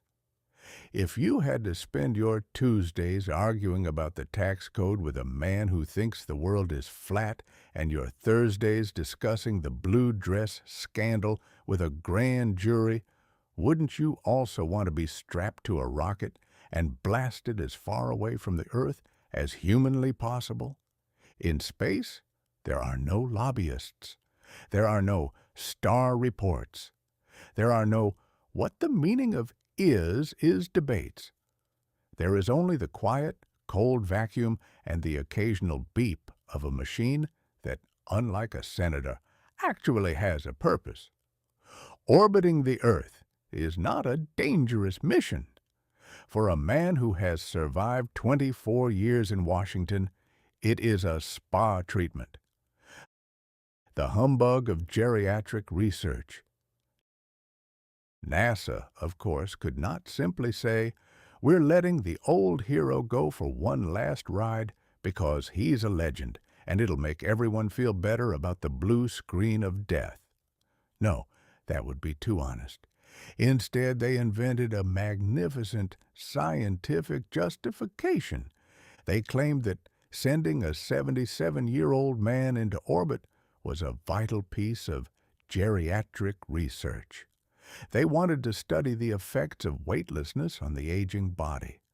They wanted to see if space travel would cause Mr. Glenn's bones to thin, his muscles to wither, or his balance to fail. Now, I am not a doctor, though I have played one in many a desperate conversation with a bill collector, but I could have told them the result for the price of a cheap cigar. Space travel is hard on an old man.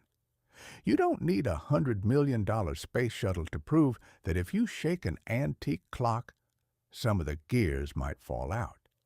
It is a Gilded Age excuse for a Gilded Age hero.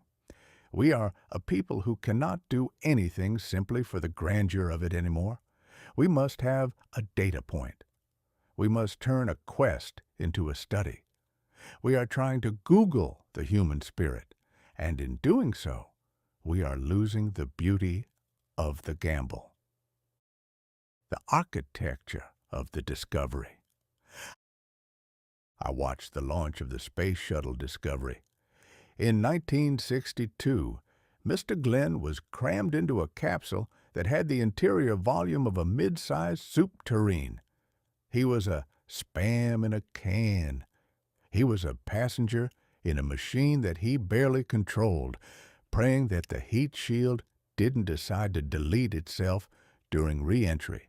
But the Discovery in 1998 is a different beast. It is a space truck. It is a winged Bondi blue fantasy, though it is painted white, its soul is clearly teal, that possesses a kitchen, a bedroom, and enough technical manuals to fill a small library. I observed the old pilot floating through the cabin. He looked remarkably at home. While the younger astronauts were busy checking their files and monitoring their polygons, Mr. Glenn looked out the window with the practiced eye of a man who has seen the world and isn't particularly impressed with its politics, but still finds the view to be prodigious.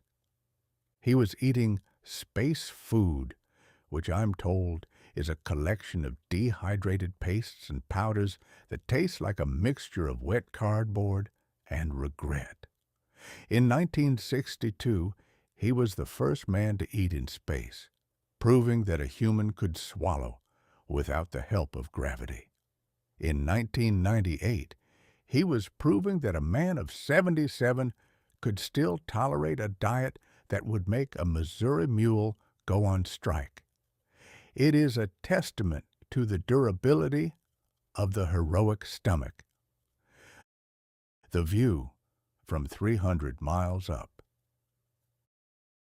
The real beauty of the return was the perspective.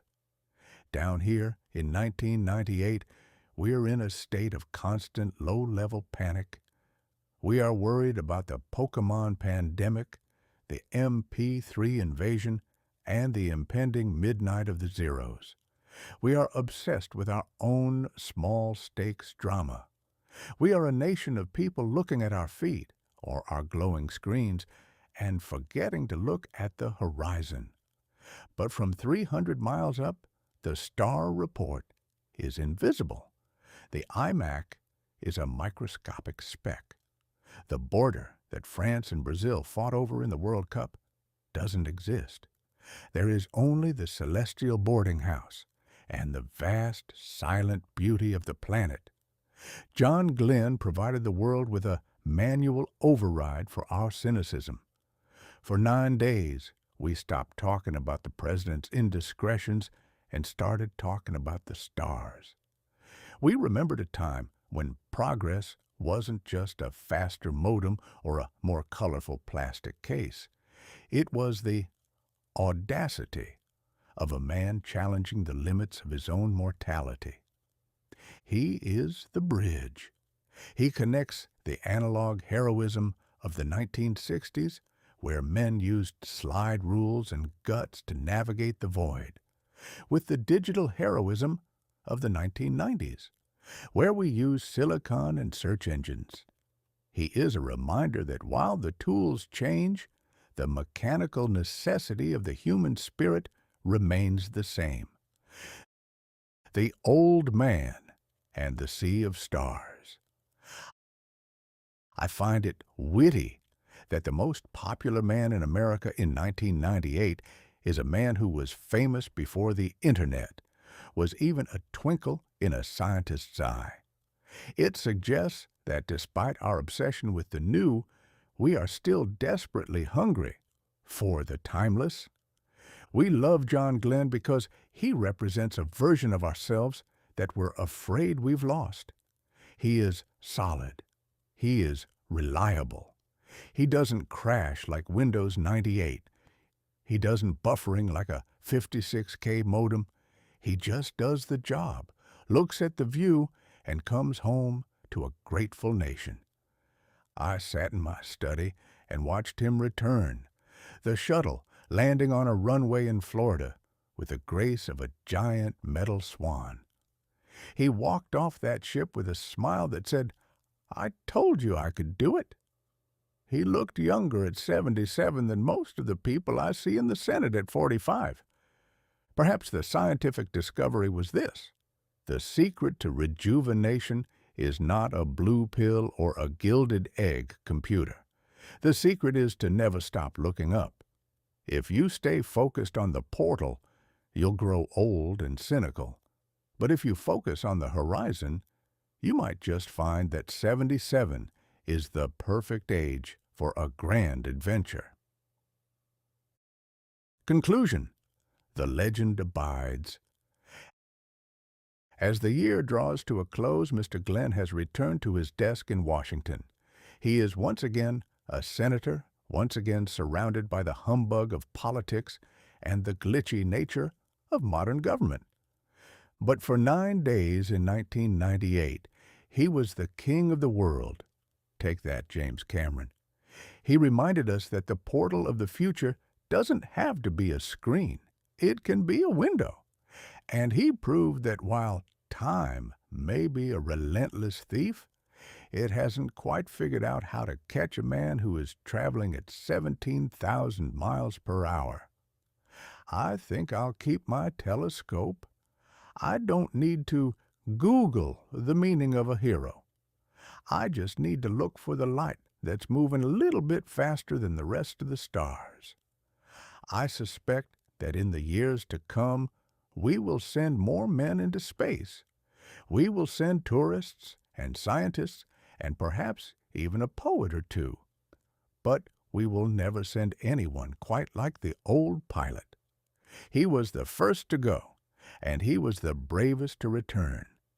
And in a year as confusing and blue as 1898, that is a prodigious achievement indeed.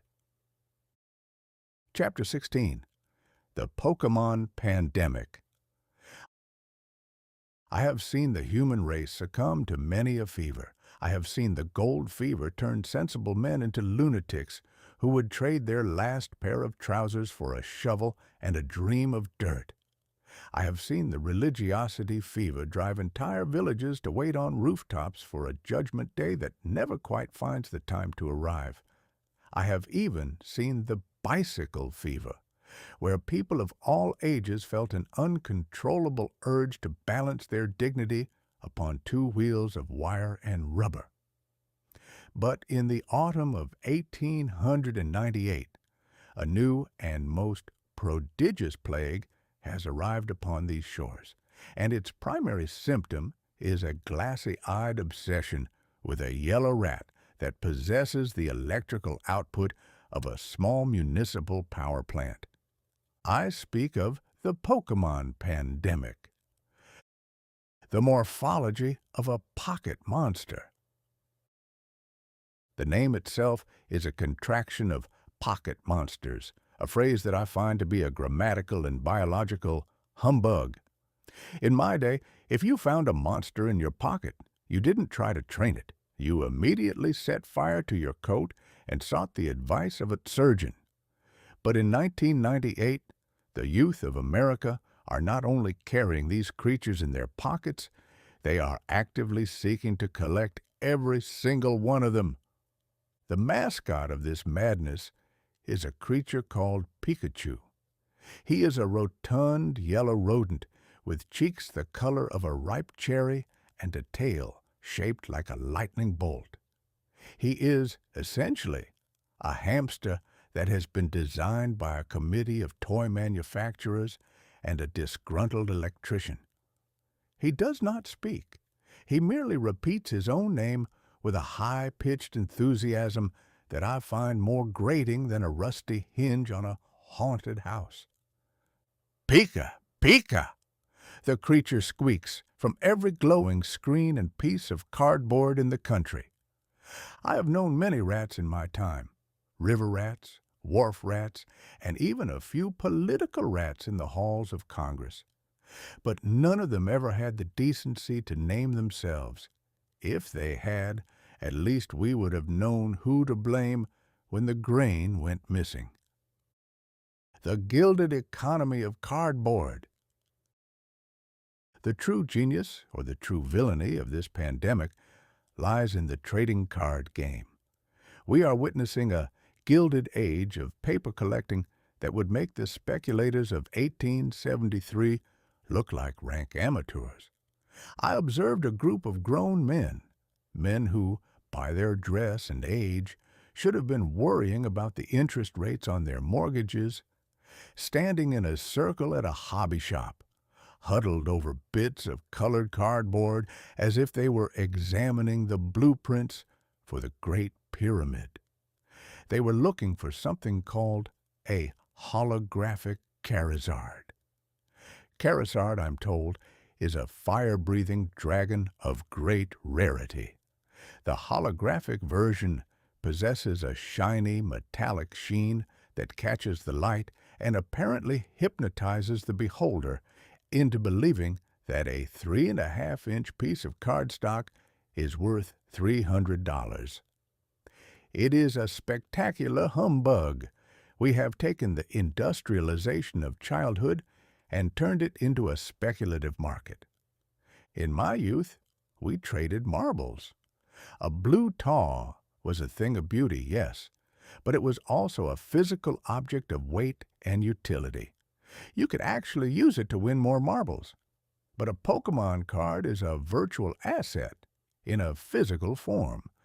Its value is based entirely on the collective delusion that "gotta catch 'em all" is a moral imperative rather than a clever marketing slogan. We have traded the gold standard for the Pikachu standard, and I suspect the economy is currently resting on a very shaky foundation of glossy paper and bad poetry. The poetry of the rat. Speaking of poetry, each of these creatures comes with a description, a bit of lore that is meant to explain its evolution. I have read these snippets, and I must report that the Gilded Age of literature is officially dead. We have replaced the sonnets of Shakespeare and the prose of Melville with descriptions of a creature called Jigglypuff, which is a pink balloon that sings people to sleep so it can draw on their faces with a marker.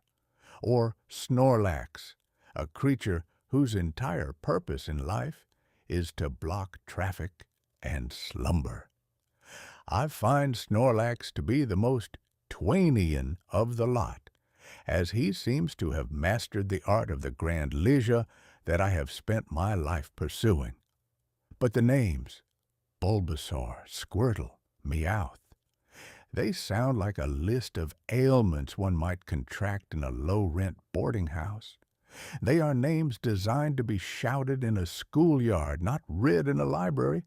We are raising a generation that can name 151 fictional monsters, but cannot name the 3 branches of their own government. I suppose, in the long run, it is more useful to know that water beats fire than to know how a bill becomes a law, as the latter process usually results in a blue screen of death anyway. The gray brick of solitude. The source of this infection is a small gray plastic brick called the Game Boy. I have watched children sit in perfectly beautiful parks filled with real trees, real birds, and real mud, and stare with unblinking intensity at a tiny pea-green screen. They are connecting through the use of a link cable, a literal tether that connects 2 Game Boys together. They trade their digital monsters. It is a solo sanitarium that requires a partner. They are together, yet they are entirely alone in their respective polygons. They are training their creatures to fight each other in a series of flashes and beeps. It is a bloodless gladiator pit, a mechanical spectacle that provides all the thrill of combat with none of the risk of an actual bruised knuckle. In my day, if you wanted to have a monster fight, you went down to the docks and watched the dogs worry a badger. It was a grisly, unpleasant business to be sure, but it had the virtue of being real. Now we have digital violence, that is, sanitized, marketed, and sold with a Bondi blue smile. We are teaching our children that the world is something you can capture in a ball and carry in your pocket. The gotta catch 'em all philosophy. The mantra of the pandemic is gotta catch 'em all. I find this to be the most disturbing aspect of the whole affair. It is a philosophy of infinite acquisition.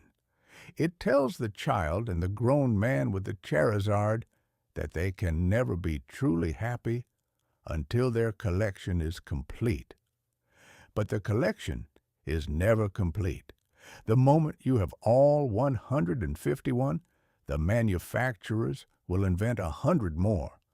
It is the gold rush that never ends. It is a treadmill of content that keeps the consumer running until his legs give out and his wallet is empty. We are building a society of collectors. We collect files on our Rio PMP 300S.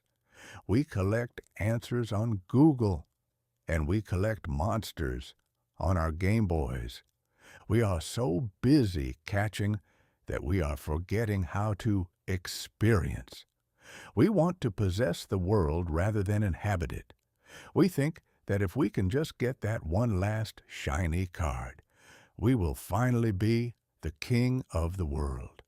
But the king of the world is currently a man in a tuxedo shouting on a stage, and the rest of us are just the passengers on a ship that is currently hitting the iceberg of obsolescence.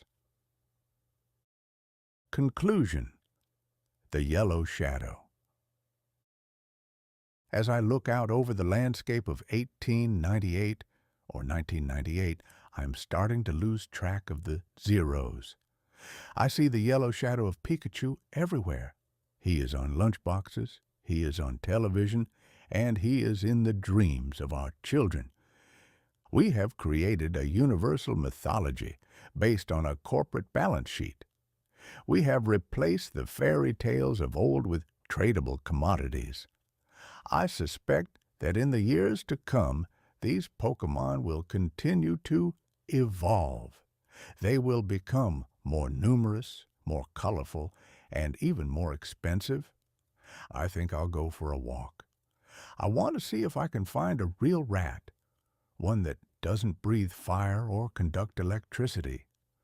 I want a rat that has the decency to run away when I shout at it, rather than one that expects me to level it up. But as I leave the house, I notice a small yellow sticker on my front door. It is a Pikachu winking at me. I try to peel it off, but the adhesive is prodigious. It seems that once you are part of the pandemic, you can never truly escape. Pika Pika, indeed. God help us all. Chapter 17. The Search for the Search Engine. I have spent the better part of 7 decades carefully constructing a public identity that is as sturdy and recognizable as a Mississippi bluff. I have cultivated the white suit, the unruly shock of hair, which I like to think of as a halo of agitation, and a mustache that has, on more than one occasion, been mistaken for a small sleeping animal. I have traveled the world, stood on 1,000 stages, and told 10,000 lies, all for the purpose of ensuring that when a man hears the name Mark Twain, he thinks of a living, breathing, cigar-smoking reality. But in the winter of 1898, I discovered that my reality is no longer in my own hands. It has been seized, digitized, and filed away in the electronic cabinets of the young lads from the garage, Larry and Sergei. I decided it was time to confront the oracle. I decided to search for myself. The ritual of the blinking cursor. To search the internet is to engage in a ritual of profound patience and even more profound disappointment. I sat before my Bondi Blue altar and waited for the modem to perform its morning prayer. It is a sound that I shall never forget. A mixture of a cat being strangled by a telephone wire and a steam engine attempting to sing an opera. It is the sound of the 19th century being violently ground into a fine powder to fit through a copper pipe. Once the portal was open, I found myself looking at the Google search bar. It is a deceptively simple thing, a white void with a blinking cursor. That cursor is a rhythmic, mocking heartbeat. It says, "Give me something, give me a name, give me a secret. I am hungry, and I have a Google of empty drawers to fill." With a trembling hand and a heart full of vanity, I typed the 2 words that have been my bread and butter for half a century. MARKTWAIN. I hit the Enter key. I expected the machine to explode in a shower of sparks and confetti. I expected a digital brass band to play Dixie. I expected, at the very least, a respectful pause as the machine acknowledged the presence of a master. Instead, I got a blue screen of silence for 3 seconds, followed by a list of results. The "Did you mean" indignity. The first thing the machine did was ask me a question that made me want to reach through the glass and throttle its capacitors. "Did you mean Mark Twain biography?" "No, you copper-wired simpleton, I did not mean the biography. I meant the man." To be corrected by a machine is the ultimate mechanical indignity.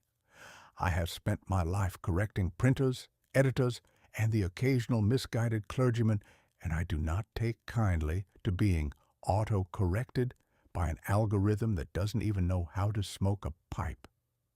The machine apparently thinks that Mark Twain is not a person, but a category of information. To Google, I am not a man who has known the sting of a Kansas wind or the smell of a river at midnight. I am a collection of keywords and meta tags. I am a top result. I scrolled down the list. I found The Adventures of Tom Sawyer, available for purchase, as if I haven't already paid for it in sweat and ink. I found Mark Twain quotes, most of which I never said, but which sound enough like me that I'll probably be blamed for them in the next century. And then I found the definition: the fictional character Calamity. I clicked on a link that promised to explain who I was. The machine whirred, the light flickered, and a paragraph appeared on the screen that chilled my very marrow.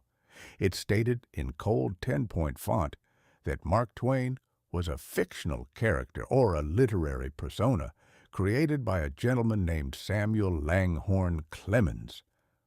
I rose from my chair with such force that I nearly overturned my spittoon. "Fictional!" I roared at the monitor. "I am as fictional as a toothache. I am as imaginary as a tax bill." I began to argue with the machine. I pointed to my chest. I showed it my cigar, which was very real and currently depositing a very real ash on the keyboard. I reminded the machine that Samuel Clemens is the one who pays the bills, but Mark Twain is the one who does the living. You cannot separate the two any more than you can separate the wet from the river. But the machine was unmoved. It sat there in its Bondi blue smugness, insisting that I was a construction. It claimed that because I was born in a book and lived on a stage, my reality was subject to debate. This is the great humbug of the search engine. It confuses documentation with existence. Because the machine can find 10,000 documents calling me a persona, it concludes that the persona is the only thing that exists. It has no sensor for the soul. It has no data point for the way a man feels when he watches a sunset or remembers a dead friend. To Google, if it isn't indexed, it didn't happen. The 32-bit mirror. I realized then that we have built a digital mirror, but the mirror is flawed. It only reflects the polygons. When you search for yourself on the internet, you're not looking at yourself. You're looking at a ghost made of files. You're looking at what the world thinks of you, which is usually a very different thing from what you are. The machine told me that I died in 1910. I looked at my watch. It was 1898 or 1998. The zeros are still dancing in my head. I felt a sudden, terrifying sense of chronological vertigo. If the machine says, "I am dead," and the machine is the oracle of truth, then who is this person currently feeling a slight draft from the window? We are entering an age where the search result is more important than the human being. If you are not on the first page of Google, you do not exist. You could be the greatest poet since Homer, but if your page rank is low, you are a phantom. Conversely, you could be the biggest scoundrel in the territory, but if you have a holographic Charizard of a website, the world will treat you like a king. The argument with the void. I spent the next hour trying to fix my entry. I looked for a edit button.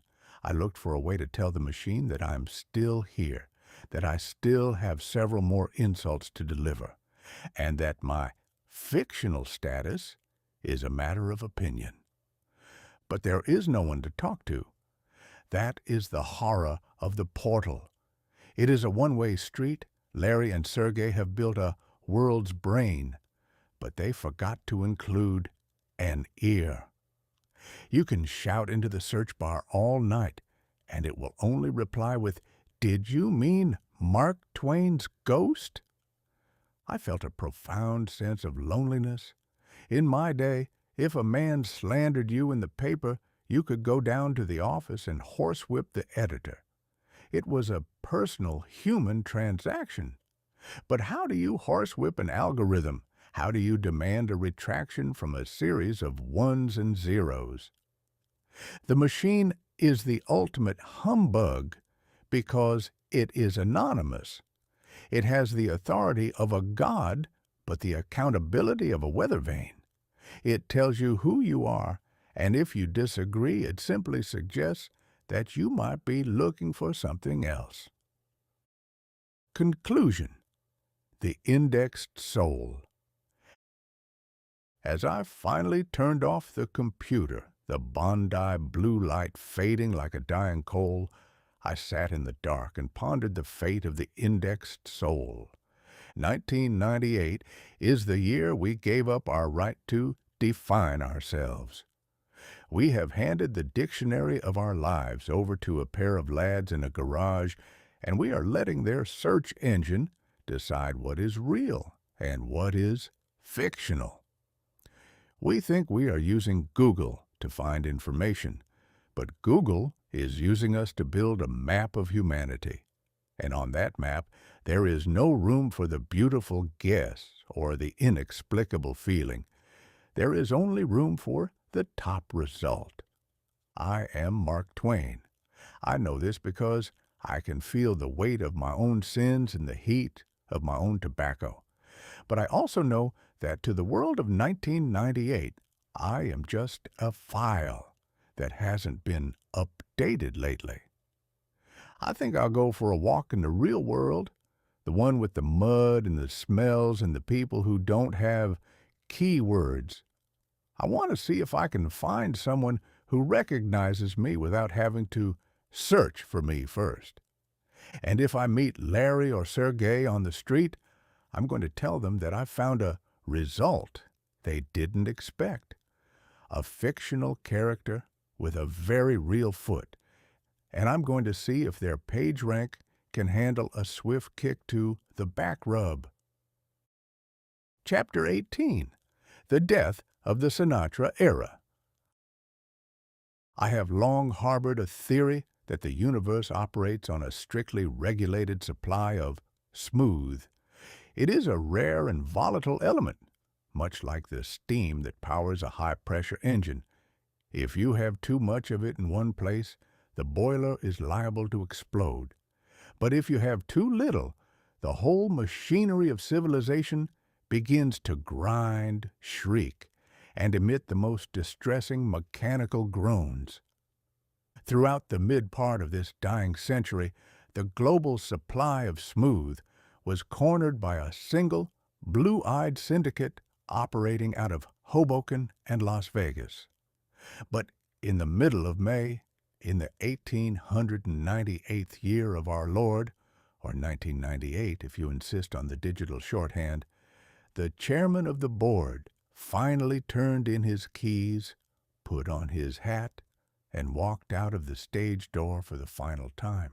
Frank Sinatra is dead, and with him, the smooth century has officially closed its accounts, leaving the rest of us to settle the bill in the glitchy century of Bondi blue plastic and MP3 phantoms. The dimming of the neon. I am told that when the news broke, the lights of the Las Vegas Strip were dimmed for 1 minute. It is a prodigious gesture. In my day, when a great man died, we draped the town in black crepe and processed behind a horse-drawn hearse at a pace that suggested we were all reconsidering our own life choices. In 1998, they simply turned down the electricity. It is a fitting tribute, for Sinatra was a creature of the light, specifically the kind of light that hits a glass of scotch at 2 in the morning, or illuminates a cloud of cigarette smoke in a darkened nightclub. He was a man who lived in the after hours of the American soul. To dim the lights for him is to acknowledge that the world has suddenly become a much brighter, louder, and significantly less elegant place. I watched the tributes on the television, that glowing box that has replaced the hearth in the pulpit as the center of the American home. I saw miles of grainy film featuring a man in a tuxedo that fit him with the precision of a second skin. I saw the Rat Pack, a group of gentlemen who possessed the collective moral compass of a group of pirates, but the wardrobe of European royalty. They were the Gilded Age of the cocktail hour, the chairman of the board. I find the title chairman of the board to be a masterpiece of linguistic humbug. In the business world, a chairman is a man who sits at the head of a long table, looks at spreadsheets, and decides which factory to close. But Sinatra was the chairman of a board that consisted of nothing but rhythm, brass, and the secret desires of the human heart. He did not manage an industry, he managed an atmosphere. In my time, if a man wanted to be heard, he had to have lungs like a blacksmith's bellows and a voice that could carry over the roar of a Mississippi flood. We were shouters. We had to project our personalities to the back row of a drafty theater, without the help of anything but our own diaphragms. But Sinatra was the master of the microphone. The microphone is a mechanical confessional. It allowed him to turn a song into a whisper. He didn't sing to a crowd, he sang at you, as if he were leaning over a bar and telling you a secret that he really shouldn't be sharing. It was the industrialization of intimacy. He took the smooth and amplified it until it filled every parlor in the Republic. I observed his technique with professional jealousy. If I had possessed a microphone in 1866, I could have delivered my lectures from a bathtub and still made a fortune. But Sinatra understood that the machine isn't there to change the man. It's there to reveal him. He used the technology of his day to stay human, whereas in 1998, we are using the technology of Google and the iMac to turn ourselves into files. The voice versus the perceptual code. We must now contrast the voice of Sinatra with the MP3 invasion we discussed in Chapter 11. As I have noted, the MP3 is a compressed ghost. It is a song that has been stripped of its unnecessary frequencies to save space on a 32-megabyte plastic lump. But a Sinatra recording is a fat thing. It is full of the unnecessary. It is full of the breath in his throat, the click of the ice in the glass, and the subtle, vibrating warmth of a string section that actually existed in three-dimensional space. You cannot compress Frank Sinatra. If you try to remove the excess from a Sinatra song, you are left with nothing but a hat and a grudge. His music requires the analog world. It requires the scratch of the needle and the hum of the vacuum tube. It is a music of weight.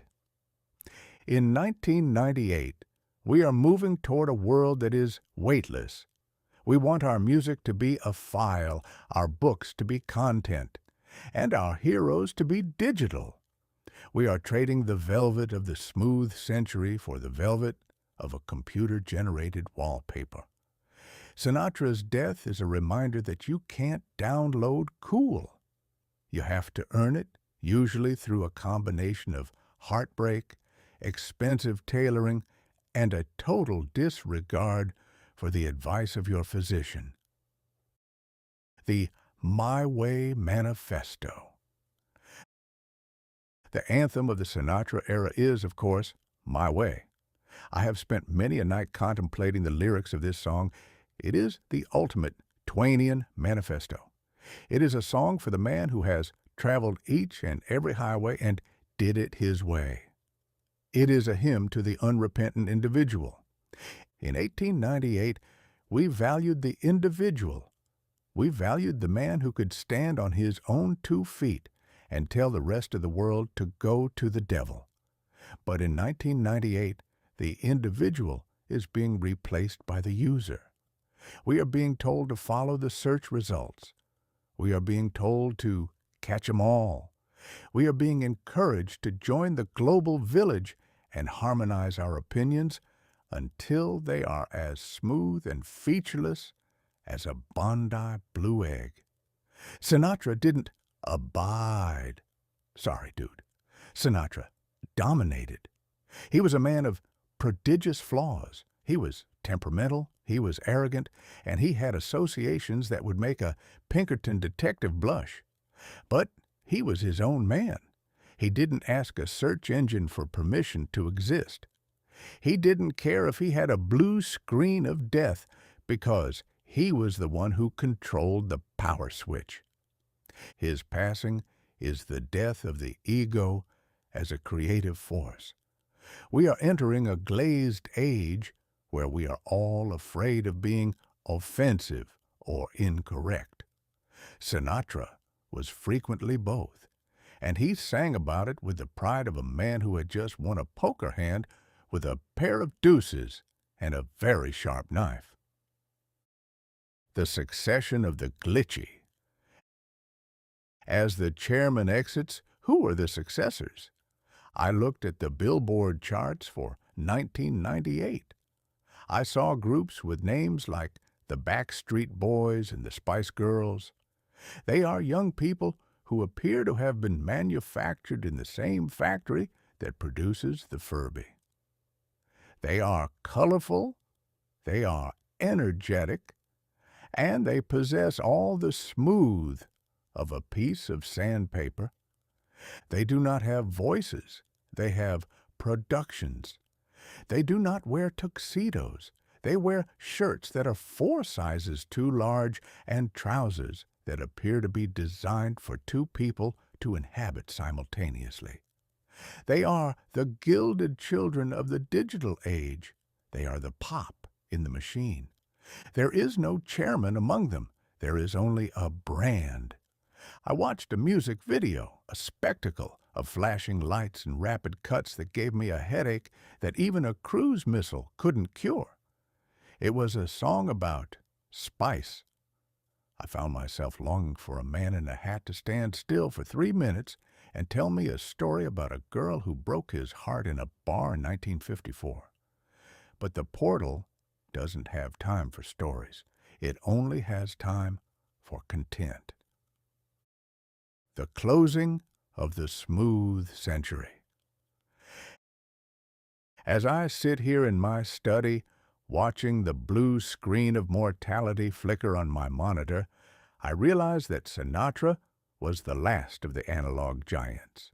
He was a man who couldn't be deleted. He was a man who didn't crash. He was the final resonant echo of a time when a man's word was his bond, his suit was his armor, and his voice was his only portal to the world. The lights of Las Vegas are back on now. The minute of silence is over. The gambling has resumed. The Furbies are chatting, and the Y2K clocks are ticking toward the midnight of the zeros. 1998 is the year we officially became modern. We have our Google, our iMacs, our Pokemon, and our blue pills. We have conquered the mechanical problems of our lives, but we have lost the smooth. We have traded the chairman for the user agreement. I'll put on a record, I think. I want to hear that unnecessary warmth one last time. I want to hear a man tell me that the best is yet to come, even though I suspect, looking at the Bondi blue horizon, that he might have been lying through his very expensive teeth. But that's the beauty of the smooth century. Even the lies sounded like the truth if you played them at the right speed and had enough ice in your glass. Goodbye, Frank. I hope that wherever you are, the search results are always in your favor and the blue screen never finds you. But I suspect you'll just tell the afterlife to do it your way anyway. I'll keep the hat on for a while. It seems like the only sensible thing to do in a world that's lost its head to a rat named Pikachu. Chapter 19. The Y2K Anxiety Grows. I have long observed that the human race is never quite so happy as when it is thoroughly and wretchedly terrified of something it cannot see, cannot touch, and most importantly, cannot understand. We are a species that requires a grand bugbear to keep the blood circulating. In my younger days, we had the great comet, which people feared would brush the earth aside like a fly.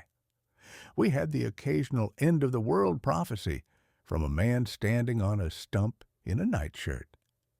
And we had the constant, reliable fear that the neighbors were secretly enjoying themselves more than we were. But as we approach the final furlong of the 1898th year, we have manufactured a panic of such prodigious proportions that it makes a common earthquake look like a mild case of the hiccups. I speak, of course, of the year 2000 problem, or as the children of the digital age call it, Y2K. It is the panic of the zeros. It is the fear that at the stroke of midnight on December 31st, 1999, every machine in the world will suddenly realize it was built by a collection of short-sighted humans and decide to go on strike. The two-digit sin of the fathers. To understand the madness, one must understand the mechanical indignity that started it. In the early days of these computers, back when they were the size of a barn and had the intellectual capacity of a distracted moth, memory was a very expensive commodity. A byte of memory cost more than a prime acre of Missouri bottomland. To save space, the programmers, a new class of clergy who speak in a language of ones and zeros, decided to perform a little piece of scientific shorthand. When recording the year, they decided that 19 was a redundant piece of baggage. Why type 1898 or 1998 when a simple 98 would do? They assumed, with the characteristic arrogance of the young, that by the time the year 2000 arrived, their machines would be in a scrapyard and they would be retired on a tropical island. It was a magnificent humbug. It was like a man building a house and deciding to save money on the foundation by only building 3 walls, assuming that tomorrow would never actually show up to see if the roof stayed on. But tomorrow is coming. And the problem, as it has been explained to me by a man who looked like he hadn't slept since the administration of Rutherford B. Hayes, is that when the clock turns from 99 to 00, the machine will not think it is the year 2000. It will think it is the year 1900. Now, to you or me, being 100 years younger sounds like a delightful proposition. I would give a great deal to have the joints of 1800 and the hair of 1850. But for a computer, thinking it is 1900 is a fatal exception. It will look for its data, find that it hasn't been born yet, and suffer a digital apoplexy that will supposedly bring the entire world to a grand smash. The checklist of the apocalypse. The newspapers are currently filled with a list of predictions that would make the author of the book of Revelation blush at his own lack of imagination. If the experts are to be believed, the moment the clock strikes 12, the power grid will vanish. We will be plunged into a darkness so profound that even a Furby's eyes won't be able to find a victim. Airplanes will fall from the sky. Apparently, the Bondi blue brains of the aircraft will suddenly forget how to fly because they believe Wilbur and Orville Wright haven't even finished their first bicycle yet. Elevators will stop. Thousands of people will be trapped between floors, forced to survive on nothing but their own wit and the lint in their pockets. Toasters will revolt. I saw one report suggesting that even the common kitchen appliance might become confused. I find this a bit much. Even if my toaster thinks it's 1900, it should still be able to burn a piece of bread. That is its my way destiny. It is a technological Armageddon. We have built a world where our very lives depend on the ability of a silicon chip to count to 20, and we are now discovering that the chip is a bit of a dunce. The high priests of the fix. Of course, wherever there is a panic, there is a profit. A new industry has sprung up overnight, the Y2K consultant. These are gentlemen who charge $500 an hour to walk into an office, look at a computer, sigh heavily, and tell the owner that they are in a spot of bother. They are the snake oil salesmen of the 1990s. They don't sell Dr. Goodfellow's elixir. They sell code remediation. They spend their days hunting for the two-digit sin in millions of lines of COBOL and Fortran, languages that sound like something a Viking might shout before hitting you with an axe. It is the most tedious treasure hunt in human history. They are looking for a needle in a haystack, and the haystack is currently on fire. The world is pouring billions, Googles, of dollars into the fix. We are spending more money to teach a machine how to say 2,000 than we spent to win the actual 1898 war with Spain. It is a testament to our priorities.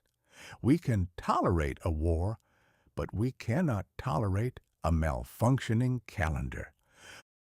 The hoarding of the peaches. But it is the public reaction that I find most Twainian. In my neighborhood, I have observed a sudden and frantic interest in the primitive. People who, last week, couldn't figure out how to operate a can opener without a manual are now stockpiling dried beans, bottled water, and canned peaches as if they were expecting a 10-year siege by a Mongol horde. I saw a man, a banker, who usually smells of lavender and expensive stationery, carrying a 50-pound sack of flour into his basement. "Preparing for the zeros, Mark?" he asked me, his eyes wide with a sort of caffeinated terror.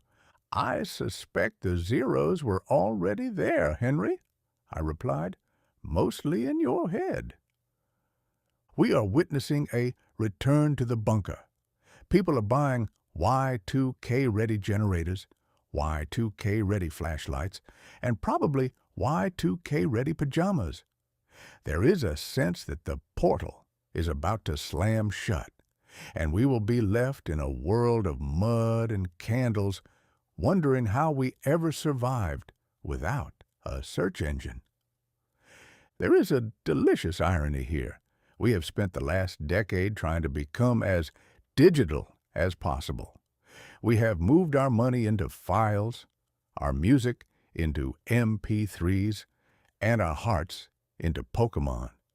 And now, at the first sign of a digital glitch, we are all rushing back to the analog safety of a tin of sardines and a hand-cranked radio. We are a species of technological cowards. We love the new until it looks like it might ask us to pay the bill.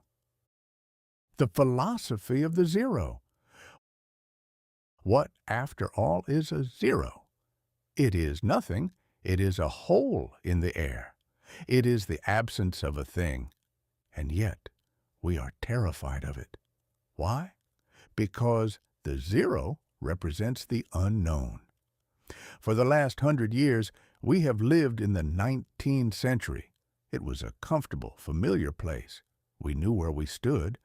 But the 20th century, the 2000 era, is a blank slate. We don't know the rules yet. We don't know if the Bondi blue future will be a garden or a desert. The Y2K panic is not really about the computers. It is about our anxiety of the threshold. We are standing at the midnight of the millennium, and we are afraid that when the clock strikes 12, the carriage will turn back into a pumpkin, and we will find that we are still just a collection of confused monkeys with very expensive toys. We are using the code error as a metaphor for our own inadequacy. We are afraid that we are the ones who are outdated. We are afraid that the smooth century is truly gone, and we aren't ready for the glitchy one. Conclusion: The Midnight Watch. As I sit in my study, surrounded by my books, which I might add are remarkably Y2K compliant, as they don't require a single volt of electricity to operate, I find myself looking forward to the midnight of 1999. I want to see what happens. I suspect that the grand smash will be a bit of a damp squib. A few ATMs might refuse to give out cash. A few grocery store scanners might decide that a head of lettuce costs $10,000. And a few people might be trapped in an elevator for 20 minutes. But the sun will still rise, the river will still flow, and the human race will still find a way to be spectacularly foolish by breakfast. We are so worried about the zeros in the machine that we are forgetting the zeros in our own hearts. We are so busy fixing the date that we are forgetting to fix the day. I think I'll skip the canned peaches. I'd rather spend my money on a good bottle of bourbon and a fresh box of cigars. If the world ends because a clock can't turn a 9 into a 0, I want to be in a state of abiding grace when it happens. 1998 is drawing to a close. The portal is wide open, the Furby is blinking, and the Star Report is being filed away in the cabinet of history. We are marching toward the final midnight, clutching our iMacs and our blue pills, praying that the mechanical restoration includes a fix for our collective sanity. I'll see you at the midnight of the zeros. I'll be the one with the candle looking for the I'm feeling lucky button in the dark. Chapter 20. The Midnight of 98. I have observed that the human race is never so profoundly preoccupied with the ticking of a clock as when it is about to lose a digit. We are a species that lives by the decimal. We are enslaved by the 10, the 100, and the 1,000. We treat a year ending in 9 as if it were a cliff's edge, and a year ending in 0 as if it were a fresh fall of snow upon which no man has yet trod, ignoring, of course, the fact that the snow is usually covering a very familiar pile of mud and old grievances. As I sit here in the dying embers of 1898, or 1998, the portal seems to have a bit of a stutter in its chronology. I find myself at the center of a very strange and very blue illumination. On my left sits the iMac G3, glowing with that translucent Bondi blue hubris we discussed in Chapter 3. On my right sits the Furby, its mechanical eyelids drooping in a way that suggests it is either recharging its batteries or plotting to murder me in my sleep. The air is thick with the scent of ozone, expensive ink, and the lingering sulphurous tang of a century that has realized its lease is up. We are at the threshold. We are standing in the mud of the analog age, staring into the glowing, pixelated mist of the digital age. And I, for one, would give a great deal for a reliable compass and a stiff drink. The year of the open door. We have called 1998 the year of the portal. When the year began, the Internet was a curiosity, a place where one went to find a specific fact, or to observe the peculiar mating habits of people who spend too much time in basements. But as the clock nears midnight, the portal has become the room itself. We no longer visit the digital world. We inhabit it. We have moved our shops there. Thank you, Amazon, for proving that a man will buy a book he doesn't need if you promise to deliver it in a box he can't open. We have moved our arguments there. Google has ensured that no debate can ever be settled by a simple, honest lie anymore. We have even moved our manhood there, courtesy of the blue pill. I look at the screen of the iMac. It is a window that never closes. In my day, when you shut the front door, the world stayed outside. If a scandal was brewing in Washington, it stayed in Washington until the mail arrived. If a Pokemon was being hunted in Tokyo, I didn't have to hear about it until it was properly translated and bound in a book. But now, the door is off its hinges. The world is pouring into my parlor at the speed of a 56K modem, which is to say, it is pouring in with a great deal of screeching and a very long wait. But it is coming nonetheless. The industrialization of the intimate. What 1998 has taught us more than anything is that there is nothing too small, too private, or too sacred to be turned into a spectacle. We have seen the industrialization of gossip in the Star Report. We have seen the industrialization of childhood in the Furby and the Pokemon. We have even seen the industrialization of tragedy in the 3-hour and 14-minute sinking of a ship that occurred 86 years ago. We are no longer content to simply be. We must be connected. We must be processed. We must be optimized. I find it a bit wearying. I miss the unoptimized man, the man who could be spectacularly wrong without having a search engine correct him, and who could be quietly indiscreet without having his mechanical specifics broadcast to the four corners of the earth. We are building a global village, yes, but we have forgotten that a village is a place where everyone knows your business, and half the people are trying to sell you something you don't want. It turns out that the future is just a very large, very loud version of a Missouri country store, only with better lighting and significantly more blue screens. The final standoff with the owl. The Furby on my desk suddenly twitches. Its beak opens with a sound like a tiny rusted gate. "Doo-dah," it whispers. "Me see you." I stare back at it. "I know you do, you little monster. You've been seeing us all year. You've seen the blue dress, the blue pills, and the blue screens. You've seen the missiles flying toward the aspirin factories and the teenagers trading their cardboard dragons.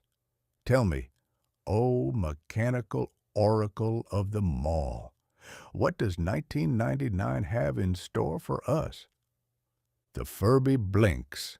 It says nothing. It merely makes a rhythmic, whirring sound, the sound of 1,000 gears turning in the dark. I suspect the Furby knows exactly what is coming. It knows that 1999 is not just another year. It is the final act of a 1,000-year play. The stagehands are already in the wings, clutching their Y2K manuals and their Midnight of the Zeros contingency plans. They are preparing to clear the set. The 1900s are being boxed up, labeled analog, and hauled away to the basement of history. The Millennium Fever. The Y2K anxiety we discussed in the previous chapter has reached a fever pitch. People are acting as if the number 2000 possesses a mystical, destructive power.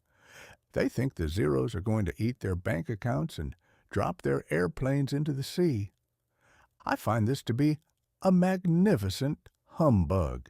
It is the ultimate testament to our arrogance. We think we are so clever, so advanced, and so digital that we have actually managed to build a world that can be destroyed by a calendar. We are like a man who builds a magnificent 300-foot steamboat and then realizes he forgot to include a way to tell the time without the boiler exploding. But beneath the technological panic, there is a deeper, more Twainian fear. We are afraid that the portal is about to show us the bill. We have had a very fine time in 1998. We have watched the pretty boy sink. We have searched for ourselves on Google.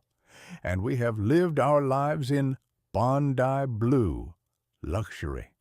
And now the bill is coming. The smooth century is dead with Sinatra, and the glitchy century is waiting in the lobby. We are afraid that 1999 will be the year where the humbug is finally revealed, where we realize that for all our megabytes and MP3s, we are still just a collection of confused, lonely, and spectacularly fallible human beings. The Midnight Toast. I reach for my glass. It is a heavy crystal affair, none of that Bondi blue plastic for me tonight. I fill it with a liquid that possesses a prodigious age and a total lack of perceptual coating. The clock is ticking. In a few minutes, 1898 or 1998 will be a file in the trash of the universe. We will enter 1999, the final corridor before the great glowing zero of the millennium. What shall we say of this year?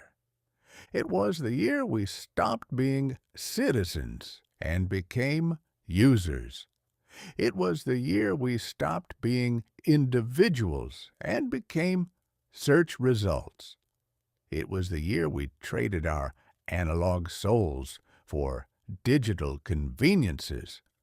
But it was also a year of magnificent, hilarious absurdity. We watched a senator go to space, a president argue over the meaning of is, and a nation fall in love with a yellow rat. We proved once again that the human race is the only animal that will pay $10 to watch a tragedy and $30 to buy a toy that insults its intelligence. We are a grand smash of a species. We are a humbug of a civilization. And I, for one, wouldn't have it any other way. The final act begins. I look at the iMac. The screen is dark now, reflecting only the dim light of my cigar. I look at the Furby. It has finally fallen into a deep sleep. The house is quiet. But outside, the world is waiting. 1999 is knocking at the door with a Y2K checklist in one hand and a Pokemon card in the other. It is the final year of the century, the final year of the millennium, and the final year of our collective smoothness. We are about to walk through the portal for the last time. So here's a toast to 1998. The year that was Bondi blue, star-crossed, and Pikachu-plagued. May the zeros find us in a state of abiding grace. May our MP3s never skip, and may we never, ever find out what the Furby is actually thinking in the middle of the night. The stage hands are moving. The curtain is rising. 1999 is here. I'm feeling lucky, I whisper to the dark room. I hit the enter key on my heart and wait for the digital dawn. Happy New Year, you magnificent, glitchy, Bondi blue fools. I'll see you in the final act. The end. This has been Mark Twain.